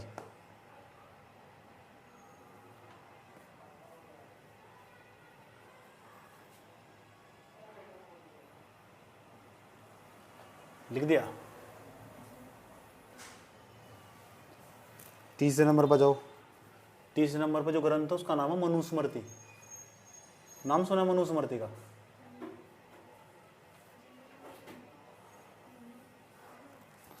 मनुस्मृति। अब मनुस्मृति पता किसने लिखी? इसकी बहुत आलोचना हो, दलित जाति के लोग और जो नीची जाति के लोग है ना, शूद्र जाति के लोग, इसमें तो बताया गया सबसे पहली बार, इसमें ये तो कहा गया वर्ण व्यवस्था होनी चाहिए। ये लिखी मनु महाराज ने। और जो मनु महाराज है ना, मनु महाराज, इन्हें भारत का पहला विधिवेता कहा जाओ। सबसे पहली बार कानून इन्होंने बनाए, भारत का पहला विधिवेता है मनु महाराज। जितने भी ब्राह्मण प्रजाति के लोग हैं ना, आज भी जितने भी RSS वाले, उनका एजेंडा आज भी मनुस्मृति लागू हो। भारत के संविधान को बंद करो और मनुस्मृति को लागू करो। सच में रियलिटी में आए दिन आंदोलन करते रहते हैं। समझ में आई बात है। फिर दूसरा पक्ष, विपक्ष की आवाज़ आती है इधर से उठकर कि भारत का संविधान सर्वोच्च। समझ में आई ये बात? तुमने नहीं पढ़ी होगी। सबसे बेहतरीन ग्रंथ हो, ऐसी कोई चीज़ नहीं है जिसका सार उसमें नहीं लिया गया। सबूत उसमें भरे था। समझ में आया बात है? ठीक। तो मनुस्मृति किसने लिखी? मनु महाराज ने। मनु महाराज। कभी टाइम लगा तो इनकी जीवनी पढ़ना। मैं सोच रहा था मैंने पढ़ी इनकी जीवनी मनु महाराज की। इन्होंने ऐसा कि लिख क्यों दिया? गलत बात है ना, ऐसे लिखना नहीं चाहिए। मैं तो पूरा तहकीकात तक जाऊँ। चलो, मनुस्मृति किसने लिखी? मनु महाराज ने। इससे भी हमें मौर्य काल की जानकारी मिलती है, जब ये तो मैं तुम्हें पढ़ा रहा हूँ यहाँ से। अच्छा, मनु महाराज के ब्रैकेट में लिख दो, यह भारत के पहले विधिवेता है। यह है भारत के पहले विधिवेता। विधिवेता मतलब कानून निर्माता। ये भृगु वंश कहते हैं। कौन से वंश? कभी नहीं पूछा गया, न पूछने का कभी इनके बारे में। इतना डर जाने की जरूरत नहीं है। मैं तुम्हें बता रहा हूँ, बस मौर्योत्तर काल की जानकारी यहीं से भी मिली मुझे। समझना ये बात है। ये ब्राह्मण थे, ये कट्टर समर्थक थे हिंदू धर्म के। और इसके बाद है जैसे मौर्योत्तर काल पनपने वाला, और जैसे ही शुंग वंश, पुष्यमित्र शुंग हो जो होगा, इस मगध वाली गद्दी पर मौर्य शुंग वंश की स्थापना कर दी जाएगी। तो जो ब्राह्मण जाति थी जो पहले नीचे चली गई थी, उसका ग्राफ नीचे चला गया था। मौर्य काल के समय में वो ग्राफ ऊपर उठने वाला, क्योंकि जितने भी राजवंश आने वाले हिंदू राजवंश। और जैसे ही कोई हिंदू राजवंश आगा ना, जो समझ जाओ दलितों की प्रजाति और जो पिछड़े वर्ग की छोटी छोटी जातियाँ थी, उनका शोषण लगातार बढ़ता चला जाएगा। और ये स्थिति सुधरने वाली नहीं। अब तक भी, लास्ट तक भी जाकर ये स्थिति कभी नहीं सुधरने वाली बिल्कुल भी। ये स्थिति कब सुधरेगी जाकर? अकबर के समय में। उससे पहले कोई स्थिति सुधरने वाली नहीं। दलितों की, महिलाओं की, पिछड़ों की, इनकी कोई स्थिति सुधरने वाली नहीं, कोई सुधारने वाला नहीं। महिलाओं की इतनी वरीयता कभी नहीं मिलने वाली। सही, बस रजिया सुल्तान को मान लें, एक शासिका हुई, उसकी भी कट्टर आलोचना करी थी वहाँ। एक शासिका हुई, मुस्लिम सब महिला जो शासिका हुई, उसकी भी जबरदस्त मात्रा में उसको आलोचना झेलनी पड़ी बेचारे को। बाद में जाकर उसे गद्दी तो उतार दिया इन्होंने। समझ में आया बात? पूरे देश के इतिहास में दो देश की शासिका बनी आज तक की। हमारा देश है पूरा का पूरा, पूरी दुनिया में हम डंका पीट रहे। कॉन्ग्रेचुलेसन, बधाई हो आपको। पूरे इतिहास में एक मुस्लिम शासिका जो देश की गद्दी पहली बार बैठती थी, प्रधानमंत्री मान लो सर, और दूसरी इंदिरा गांधी। समझ में बात है? तुम तमीज़ पढ़ाई कर लो, जागरूक हो जाओ, तीसरा नंबर तुम्हारा ही। सच में समझ में आया नहीं बात? है तो तमीज़ से जागरूक हो जाओ, पढ़ाई कर लो, ठीक। क्योंकि भारत के प्रधानमंत्री के लिए बहुत सारे पद खाली पड़े हुए हैं, अभी आए ही नहीं कोई। 5 साल बाद चुनाव लड़िए तो बराबर वोट मिलेगा। तो भाषण ठीक कर लो अपने। ये तो जितने भी हमने स्रोत पढ़े ना, ये धार्मिक साहित्यिक स्रोत थे, ठीक। अब हम पढ़ेंगे धर्मनिरपेक्ष साहित्यिक स्रोत कौन सा। धर्मनिरपेक्ष साहित्यिक स्रोत कौन सा जिससे हमें मौर्योत्तर काल की जानकारी मिलती है, वो भी देख लो। देखो हेडिंग बना लो, यही धर्मनिरपेक्ष साहित्यिक स्रोत। धर्मनिरपेक्ष साहित्यिक स्रोत।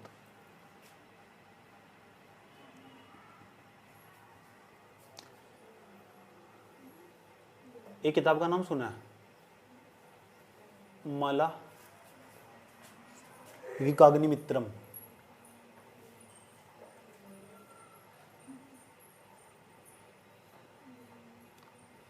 माला विकाग्निमित्रम, इसके लेखक पता कौन है?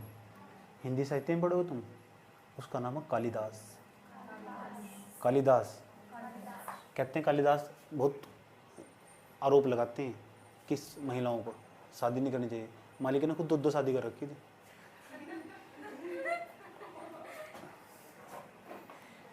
बाद में देखेंगे। ये ज्ञान देने में समझ में नहीं आता है, ये जो ज्ञान देने आ जा ये वैसे ही आ जा यार, चलती फिरती। तुम मालावी काग्नि मित्रम है ना, ये कोई धार्मिक साहित्यिक स्रोत नहीं है, इसमें किसी एक विशेष धर्म की बात नहीं है। धर्म तो बिल्कुल तटस्थ, धर्म तो बिल्कुल निरपेक्ष, धर्मनिरपेक्ष साहित्यिक स्रोत हो। माला विकाग्नि मित्रम ये कालिदास की पुस्तक है, कालिदास की रचना है। पुस्तक कह दो, रचना कह दो उनके द्वारा जो रचित। हाँ तो कालिदास लिख दो उसके सामने। इस लेखक की पुस्तक का नाम लिखे पूछ रहा हो पेपर में, कालिदास, इसके लेखक का नाम है कालिदास। तो इसमें मौर्य काल की जानकारी मिलती है। दूसरे नंबर पर एक और पुस्तक हर्षचरित्र, हर्षचरित्र, पता है पुस्तक किसने लिखी है हर्षचरित्र? ये लिखी वाण भट्ट ने। वाण भट्ट इसके लेखक। इसमें लिखो, इसमें भी, इसमें यानी हर्षचरित्र पुस्तक में, इसमें ऐसा करके लिख दो, तीर का चिन्ह लगाएगा। इसमें पुष्यमित्र शुंग के बारे में जानकारी मिलती है, पुष्यमित्र शुंग के बारे में जानकारी मिलती है।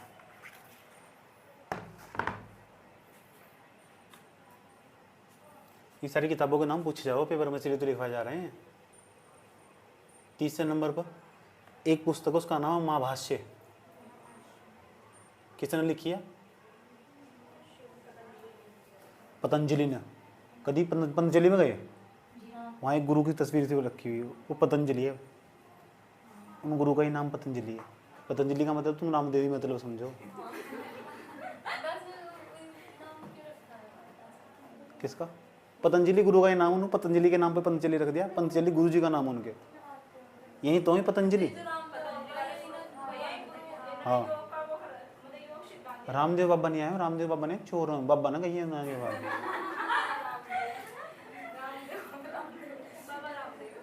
देखें नहीं मेडिकल डिपार्टमेंट ने कितनी कितनी हवा निकाल ली थी उनकी कोरोना में। उन्होंने कहा क्रोनिल दवाई खाओ, ये अंग्रेजी दवाई बेकार हो सारी।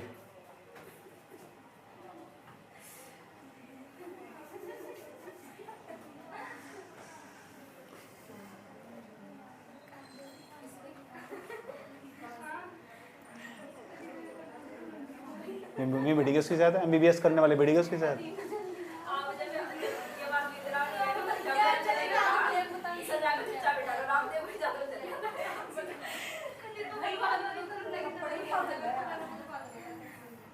चलो महाभाष्य।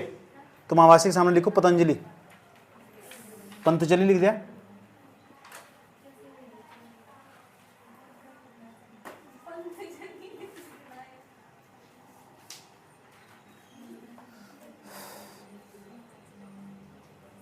पंतजलि ने पता क्या करा था? व्याकरण की दूसरी पुस्तक क ख ग आ ई, दूसरे नंबर पर पंतजलि ने महाभाष्य के अंदर ही दूसरा व्याकरणिक ग्रंथ है। व्याकरणिक ग्रंथ दूसरे नंबर का है वो। पहला कौन सा? पाणिनि ने लिखा था, क्या नाम था उसका? पहला व्याकरणिक ग्रंथ जो पाणिनि के द्वारा लिखा गया था, पहली व्याकरण की जो पुस्तक, दिमाग से स्किप कर रहा, लिख देगा तुमने यहाँ तक क्यों? इसके सामने लिख दो पंतजलि, लिख दिया। लिखो यह शुंग वंश के बारे में जानकारी देता है। यह जो पुस्तक है ना शुंग वंश के बारे में जानकारी देती है, यह शुंग वंश के बारे में जानकारी देती है। और यह व्याकरण की दूसरा, यह व्याकरण का दूसरा ग्रंथ है, यह दूसरा व्याकरणिक ग्रंथ है, ऐसे लिख दो। यह दूसरा व्याकरणिक ग्रंथ है, अष्टाध्याय। पहला व्याकरणिक ग्रंथ अष्टाध्याय, दूसरा है वो महाभाष्य।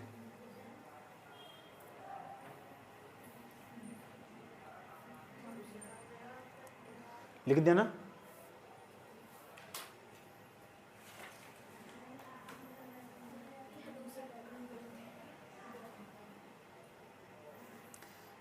लिख दिया यहाँ तक? अगली हेडिंग बनाओ। ये ना हमने देखो, ये वाला पार्ट भी हमने कवर कर लिया, ये वाला पार्ट भी हमने धर्मनिरपेक्ष साहित्यिक स्रोत कवर कर लिया। अब विदेशी साहित्यिक स्रोत ये पढ़ने वाले हैं। तो हेडिंग बनाओ विदेशी साहित्यिक स्रोत,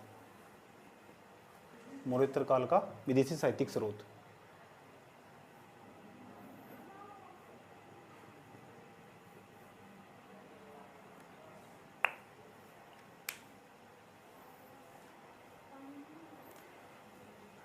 तो एक पुस्तक है, सुन लो ध्यान लगाकर, पुस्तक का नाम है नेचुरल हिस्टोरी का, नेचुरल हिस्टोरी का। पता किसने लिखी है? तुम उसका नाम सुनकर भी हंसी आ गई। पता किसने लिखी है? पिल्लनी। मैंने पहले नहीं कहा था, पिल्लनी, पिल्लनी है, पिल्लनी। अधपै ले तो छोटी की मात्रा फिर नहीं, पिल्लनी ना 77 ईस्वी में लिखी थी। और ये इतना दुखी था, इतना दुखी था, पता क्यों दुखी था? ये पता क्या इसमें किसकी जानकारी मिली? मौर्योत्तर काल की जानकारी मिली। यूँ कह रहा है भारत के लोग इतने लूटे रहते, इतने लूटे रहते, यूरोप का है पिल्लनी नु कह रहा भारत के लोग इतने लूटे रहते, यूरोप का सारा सोना लाकर गंगा नदी के पास बहा दिया ना। आंसू बहारा, सच में यहाँ रोया, इसमें लिखा हुआ इसमें। वो कौन सा इतिहासकार है जो अपनी देश की अर्थव्यवस्था के चक्कर में आंसू बहाता है? पिल्लनी है उसका नाम।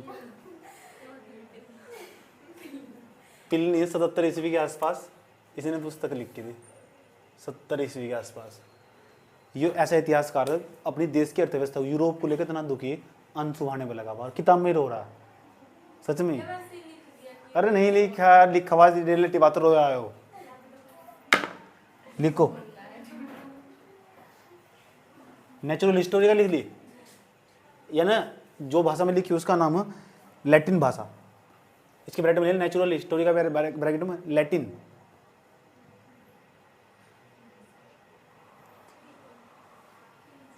इसके सामने की लाइन लिख दो, पिलिनी अपने देश की अर्थव्यवस्था पर आंसू बहाता है। पिलिनी अपने देश की अर्थव्यवस्था पर आंसू बहाता है।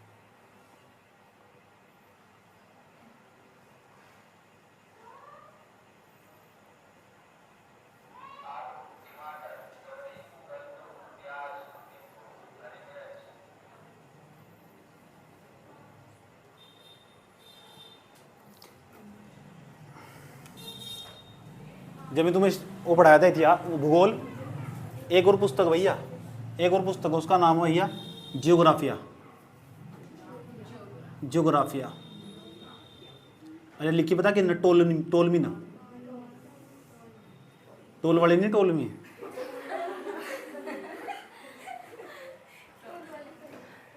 टोलमी इसके ब्रैकेट में लिखना है 150 एडी, 150 एडी के आसपास की पुस्तक है। इसमें क्या लिखना? इसमें लिखो, इसमें भूमध्य सागरीय देशों से के साथ व्यापारिक संबंधों की जानकारी मिलती है। इसमें भूमध्य सागरीय देशों के साथ, इसमें भूमध्य सागरीय देशों के साथ व्यापारिक संबंधों की जानकारी मिलती है। यानी भारत के लोगों के संबंध ना ईरान, इराक, सऊदी अरब, जॉर्डन, इजराइल, यहाँ इनके साथ संबंध थे, इसके बारे में जानकारी मिली यहाँ तक।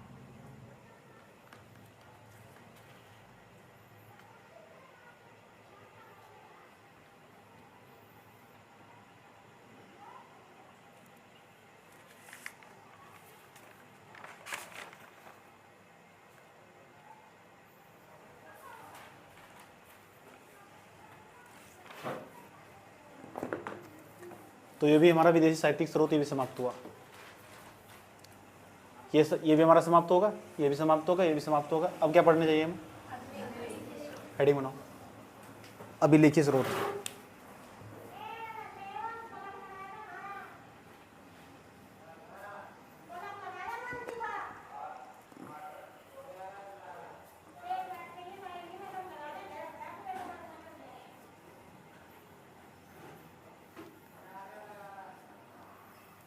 कौन सा स्रोत पढ़ने वाले भाई? अब अभिलेखीय, तो जो अभिलेखीय स्रोत पढ़ोगे ना,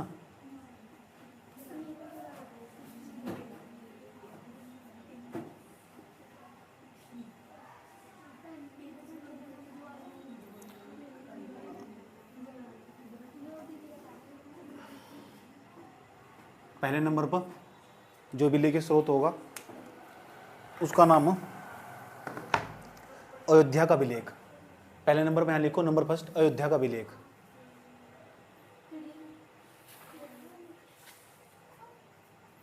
अयोध्या का अभिलेख।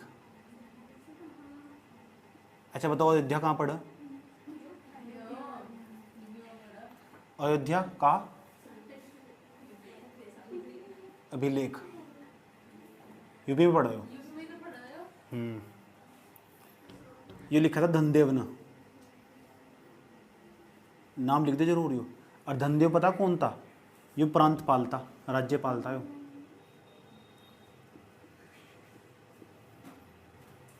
और ये राज्यपाल बता किसके काल में था यो? पुष्यमित्र सुंग के।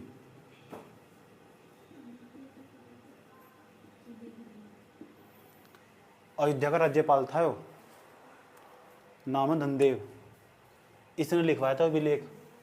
यहाँ तक मुझे इसकी जानकारी मिली, पुष्यमित्र सुंग की जानकारी मिल रही है मुझे, समझ गए?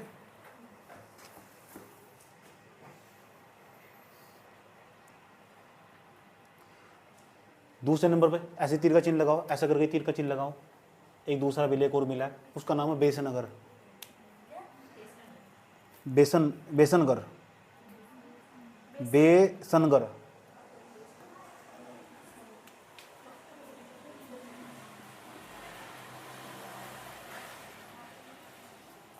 बेसनगर या बेसनगर, बेसनगर अभिलेख। यहाँ ना एक विदेशी राजदूत है, उसका नाम है हेलियोडोरस। हेलियोडोरस, नीचे लिखो तीर का चिन्ह लगाकर। यहाँ विदेशी राजदूत हेलियोडोरस की जानकारी मिलती है। यहाँ से हेलियोडोरस, अब हेलियोडोरस लिखना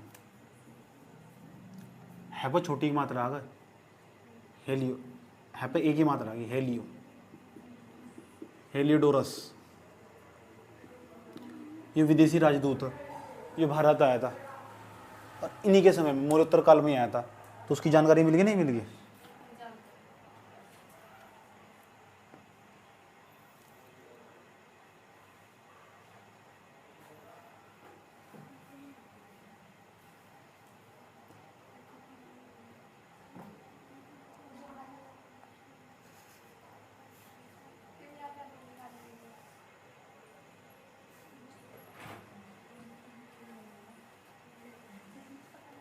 एक और अभिलेख है, उसका नाम है नाग घाट अभिलेख। नाग घाट, नाग घाट, एक महिला ने लिखवाया था। नाग घाट अभिलेख, नाग घाट अभिलेख।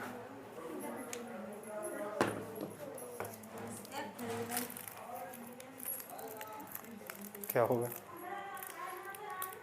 नाग घाट अभिलेख यो किसने लिखा था? नागनिका, जिन्हें लिखा था उसका नाम है नागनिका। वर्णिका नहीं है, नागनिका।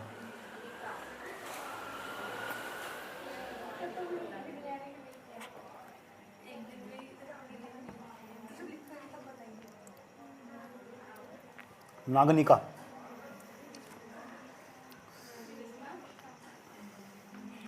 जो नागनिका पता कौन थी? यह सातवाहन वंश से संबंधित एक स्त्री थी। हम सातवाहन वंश पढ़ेंगे आगे, समझ में आया बात है? लिख लो उसके ब्रैकेट में भी, यह सातवाहन वंश से संबंधित स्त्री थी। अपने बेटे को कह रही, एक राठ है मेरा बेटा, पूरी दुनिया में तो कोई महान नहीं है, यही नागनिका। लेख लिखवाया, एक छत्र है वो, अशोक भी फैले उसके सामने। ऐसे ऐसी बातें कर, सच में स्त्री के द्वारा ऐसे ऐसे लेके लिखवाया जाएंगे।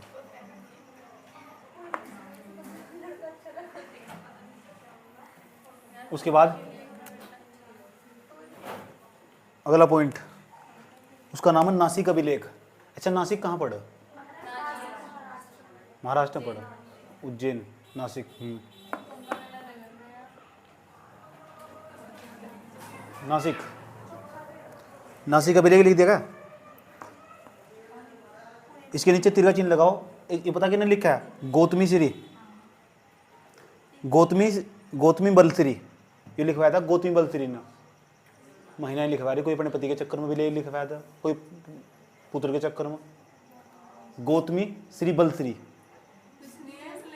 गौतमी बलश्री, गौतमी बलश्री लिख दो। और गौतमी बलश्री बता कौन थी? क्या नाम बताया? नासिक अभिलेख, नासिक अभिलेख, क्या नाम बताया? गौतमी बलश्री, जीबीएस, गौतमी बलश्री। ये पता कौन थी यार? ये जीबीएस पता, गौतमी बलश्री कौन थी? ये जीपीएस की माता थी। हाँ याद रख सको शॉर्ट फॉर्म में, जीपीएस, गौतमी पुत्र सातकर्णी, उसकी माँ का नाम था जीबीएस। जीपीएस की माँ का नाम था जीबीएस।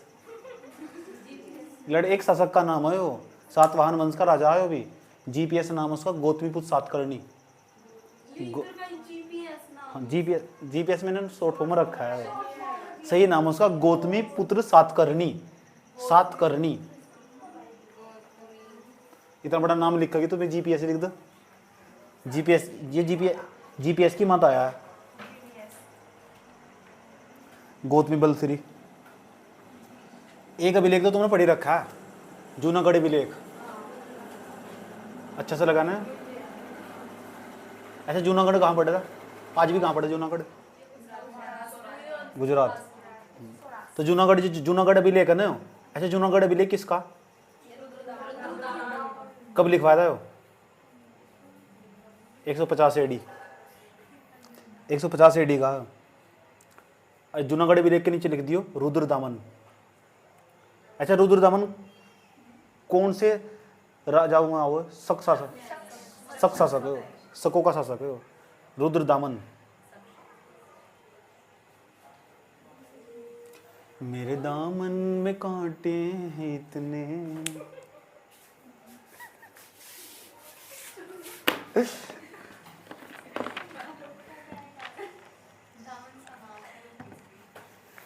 दमन ने बताया तुम?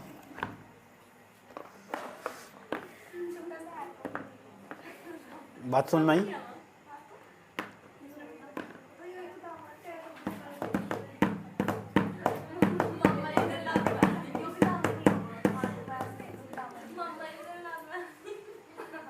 हो गया यहाँ तक? इसके बाद हम एक काम कर लो, हेडिंग बना लो, मौर्योत्तर जो कालीन भारत है ना, उसके राजवंश। पहले इसके राजवंश ही पढ़ेंगे। देखो वहाँ कहीं ना तुझे स्टार्ट करवाया था, कहीं लिखा हुआ का मौर्योत्तर कालीन भारतीय राजवंश लिखा हुआ, यही हेडिंग बनाओ पहले भैया, यहीं से पढ़ना शुरू करो, सब पढ़ा जाएगा। हेडिंग तो बना दो।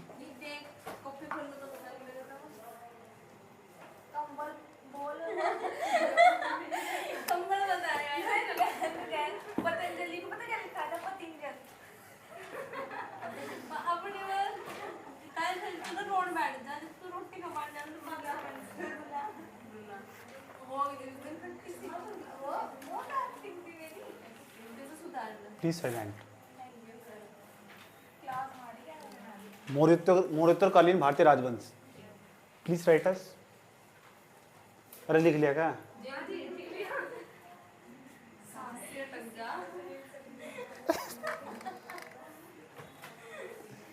Please don't laugh. मौर्योत्तर कालीन भारतीय राजवंश, तो अवार्ड दो इसको यहाँ पे।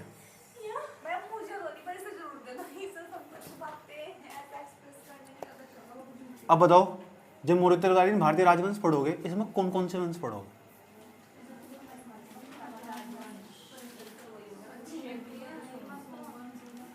कौन सा? सूंघने वाला वंश,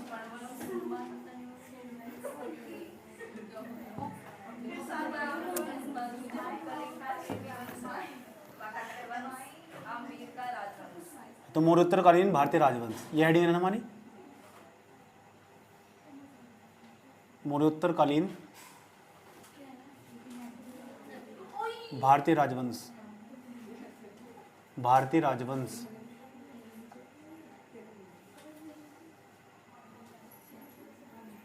तो मौर्योत्तर कालीन भारतीय राजवंश के अंदर ना पहले नंबर पर ना आप हेडिंग बनाइए। पहले नंबर की जो हेडिंग बनानी है ना आपको, हेलो, आप पहले नंबर पर हेडिंग बनाइए सुंग वंश।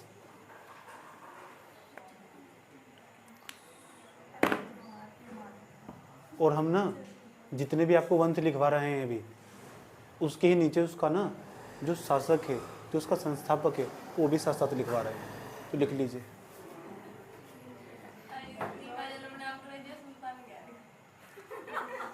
सुंग वंश के संस्थापक का नाम लिखो, पुष्यमित्र सुंग। पुष्यमित्र सुंग।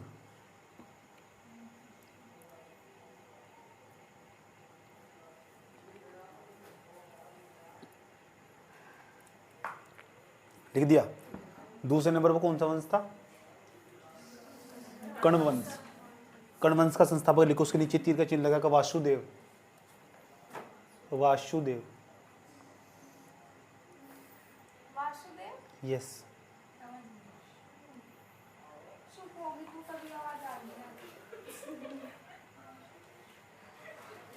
उसके बाद तीसरे नंबर का वंश लिखिए, वाकाटक वंश।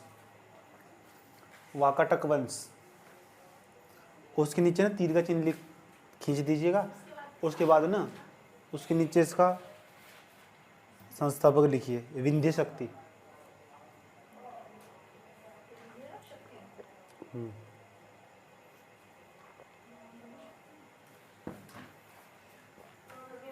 चौथे नंबर का लिखो, सातवाहन वंश। सात बहन नहीं है, सातवाहन। सातवाहन वंश। इसके संस्थापक का नाम लिखो, सिमुक। सीनू नहीं, सिमुक।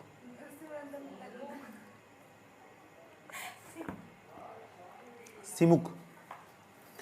उसके बाद इक्ष्वाकुछुक वंश। इक्ष्वाकुछुक वंश ऐसे लिखना, इक्ष्वाकुछुक। इक्ष्वाक ऐसे लिखना, इक्ष्वाकुछुक। इक्ष इक्ष इक्ष्वाकुछुक। इसे इक्ष्वाकुछुक बोल रहा है वैसे। अभी क्या बनना है? कु। बस इतना ही बोलता। क्षत्रिय। क्षत्रिय।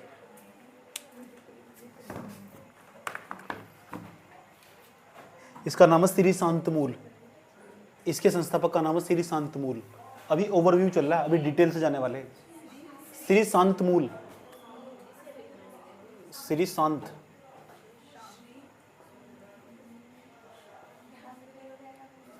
श्री शांतमूल। मूल नहीं आता, फंडामेंटल यार। उसके बाद चेदी वंश। चेदी वंश।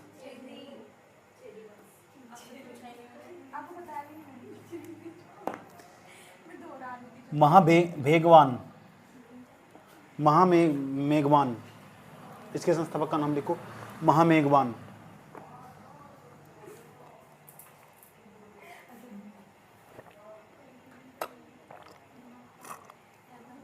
सबसे लास्ट उसका नाम है अंभीर वंश। सबसे लास्ट लिखो, उसका नाम है अंभीर वंश। अंभीर वंश। इसके संस्थापक का नाम लिखो, ईश्वर सेन। स्पर्श नहीं, ईश्वर सेन। स्पर्श क्या है? स्पर्श।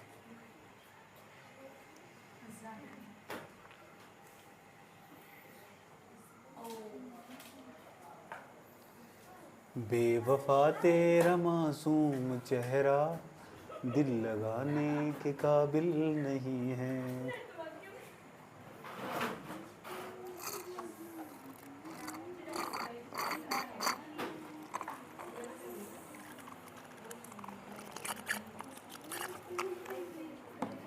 खूबसूरत बहुत है तू, लेकिन दिल लगाने के लायक नहीं है। अब हमें कौन सा वंश पढ़ना चाहिए? हेडिंग बना लो, बीच बीच कॉपी के, सुंग वंश।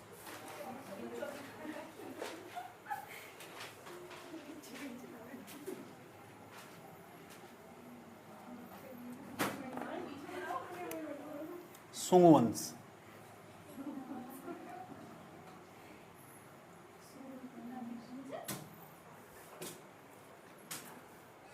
सुंग वंश का इतिहास। ये हेडिंग बनाओ, सुंग वंश का इतिहास।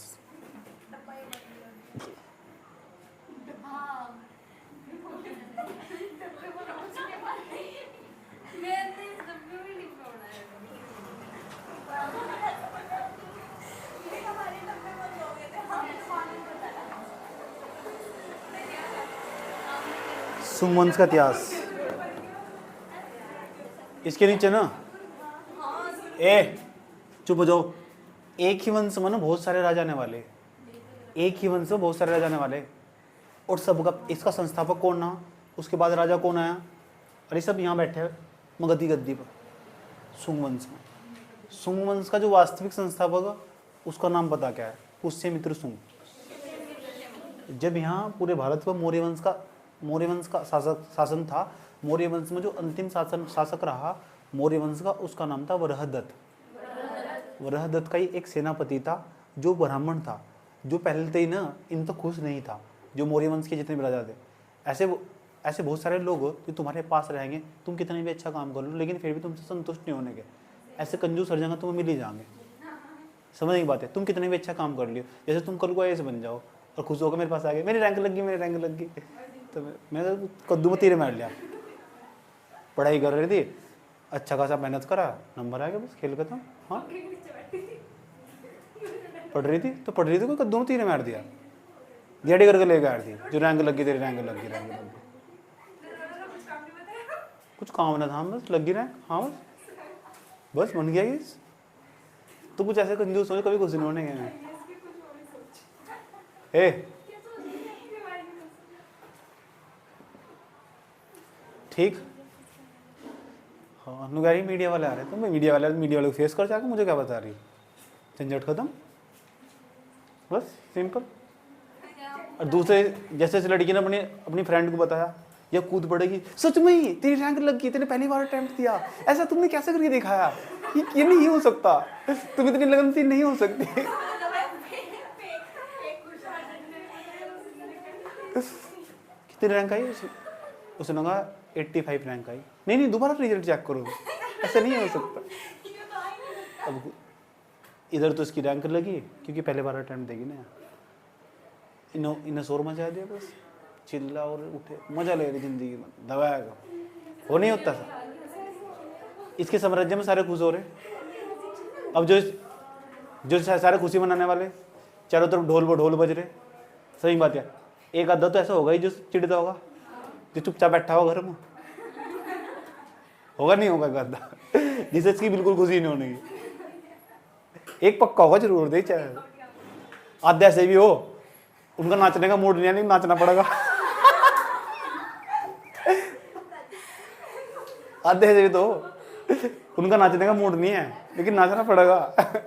नहीं नाचेंगे तो नुगाएंगे, पड़ोस मत, खुशी नहीं हुई। तो इस मतलब एक पीस था, इन मतलब ये पूरे मौर्य काल में एक पीस ऐसा था जो वरहदत्त के साम्राज्य में रहा करता था। मौर्य काल की सब प्रशंसा कर रहे थे। पुष्यमित्र सुंग ने देखा वरहदत्त इतना अच्छा शासक नहीं है, विलायसी राजा, उसने उसे विलायसी राजा बताया। विलायसी राजा जो उपभोक्ताओं पर ध्यान देता, जो फैशन पर ध्यान दे रहा, प्रजा पर ध्यान ही नहीं दे रहा, उसे विलायसी राजा कहा। तो पुष्यमित्र सुंग ने इसका फायदा उठाया और उसकी सत्ता पर कब्जा कर लिया, उसे मौत के घाट उतार दिया वरहदत्त को, और एक नए वंश की स्थापना कर दी। उस वंश का नाम था सुंग वंश। ये सुंग वंश का इतिहास है। अब जब इसके साथ ऐसा हुआ तो वो कहते नहीं है, जो भी तुम कर्म करोगे ना, इस कर्म को जो भी कर्म करोगे उसका फल ही इसी जन्म में इसी धरती पर यहीं भोग कर जाओगे। मुझे 8 दिन बुखार चढ़ा, पक्का मैंने किसी बच्चे की प्रॉब्लम समझी नहीं होगी, डंटा बस।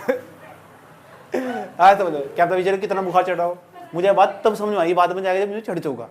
मैंने कहा आज के बाद किसी बच्चे को बुखार के चक्कर में डांटना नहीं, पूरी छूट भेजनी देने से। जैसे बुखार चढ़ रहा है ना, उसे पूरी फुल छूट देनी, जा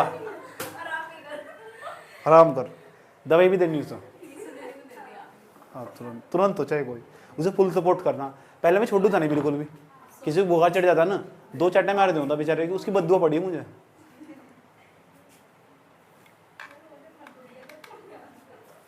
ठीक, तो ये सुंग वंश है ना, ऐसे ही सुन लो। अभी जो क्या होगा, पुष्यमित्र सुंग जाएगा, ये भी चला जाएगा, कुछ ही साल गद्दे बैठेगा, उसके बाद इसका भी नंबर आ जाएगा। इसके बाद अलग राजा आएगा, फिर वो गद्दे बैठेगा, फिर अलग राजा आएगा, फिर वो गद्दी बैठेगा। इनमें देखेंगे पूरे सुंग वंश के इतिहास में, सुंग वंश का इतिहास पढ़ेंगे, कौन सा राजा ढंग का रहा, पुष्यमित्र सुंग ने क्या काम करा, ये देखोगे। पढ़ने का तरीका तो देख लो क्या होगा, कहाँ कहाँ तक अपने साम्राज्य का विस्तार कर पाया। क्या इसके समय में कोई भारत आक्रमण भी तो नहीं हुआ? और हुआ तो फिर वे जो आक्रमण हुआ वे कहाँ तक कब्जा करते आए थे? क्या इनकी उसके साथ लड़ाई बजी थी पुष्यमित्र शुंग की? जो भारत आक्रमण हुआ था, शकों का आक्रमण हुआ था, कुषाणों का हुआ था, पहले होगा किसका आक्रमण हुआ था इसके समय में, ये हम पढ़ेंगे इस तरह, हमारा पढ़ने का क्रम होगा। और दूसरा, पुष्यमित्र शुंग ने ऐसा कोई अर्थव्यवस्था के क्षेत्र में बढ़िया काम करा जिसे हम आज भी देख सकते हैं? कुछ खास बात है पुष्यमित्र शुंग की? और नहीं है ना तो ऐसे राजा को ना हम लात तो मारेंगे, अपने दिमाग पे डिलीट मारेंगे। समझ बात है? क्योंकि उसका कुछ योगदान ही नहीं है। यूपीएससी भी ऐसे ही सवाल पूछा जिसका कुछ इंपोर्टेंस हो। ये थोड़ा ही तुम नाम सनाप के राजा पढ़कर बैठ जाओ, पढ़ लो, सुबह घंटा फर्क पड़ रहा, पढ़ लो जाओ। हाँ, बात समझ में आई है? इसके बाद सबसे, और ये भी बताना चाहिए, इसमें जो राजा आगे इस वंश में, एक वंश में कई सारे राजा आ सके। सही बात है। पहले हम देखेंगे इस वंश में जो पहला राजा आगा वो क्या करेगा, फिर दूसरा आगा वो क्या करेगा, तीसरा आगे 4-5 राजा आगे। अब बच्चे तो इतनी अपेक्षा करी जा, उन राजाओं का कर्म याद रख कि पहले कौन सा आया था, उसके बाद ये आया होगा, उसके बाद ये आया होगा। कर्म पूछा जा सिर्फ उनका, और सही अरेंजमेंट करने देगा। ये शुंग वंश इसके 4 राजाओं के नाम लिख देगा और लोगों के मैचिंग करो, पहले पे कौन सा आया, दूसरे पर, तीसरे पर, चौथे पे कौन सा आया। समझ में आया बात? इसलिए हम यहाँ जब हमने शुंग वंश का इतिहास हेडिंग बनाई ना, तो ऐसा करके हम यहाँ ऐसे करके डायग्राम बनाएंगे और उसमें पहले नंबर पर लिखेंगे पहले राजा का नाम, फिर दूसरे का, फिर तीसरे का, फिर चौथे का, फिर पांचवे का, पांचवा ही अंतिम हो जाएगा। फिर ये वंश खत्म हो जाएगा, फिर कोई आगा अपने वंश, अपने नाम तो नया वंश चलागा, फिर वो नया वंश कहलागा। बात समझ में आई है? ऐसा करोगे, नाम लिखो ना जाओगे जो शुंग वंश में आए। समझ रहे हैं ना शुंग वंश में? तो सबसे पहले नंबर पर जो आया था उसका नाम है पुष्यमित्र शुंग। पुष्यमित्र शुंग लिख दोगे ना?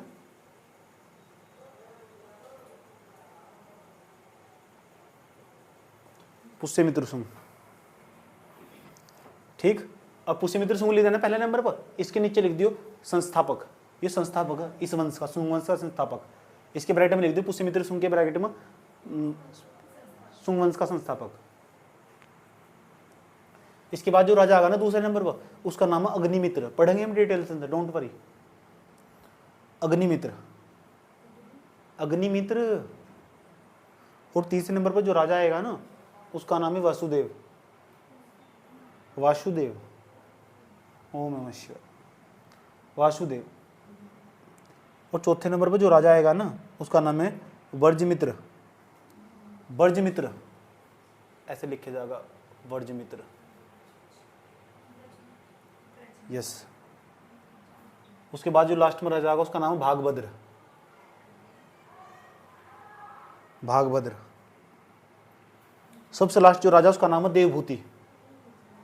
देवभूति। ये अंतिम, इसके नीचे अंतिम शासक लिख दियो, शुंग वंश का अंतिम शासक। ये पूछ जाओ कि शुंग वंश का अंतिम शासक कौन था? देवभूति था।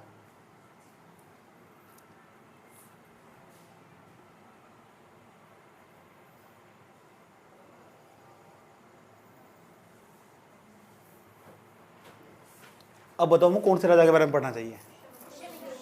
तो कॉपी में हेडिंग बना लो पुष्यमित्र शुंग। हेडिंग बनाओ पुष्यमित्र शुंग।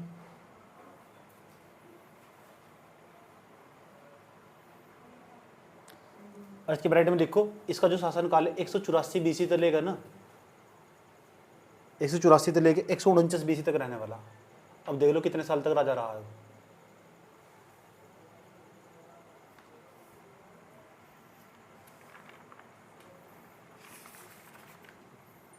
ठीक। इसके बाद हम कल को बढ़ेंगे ताकि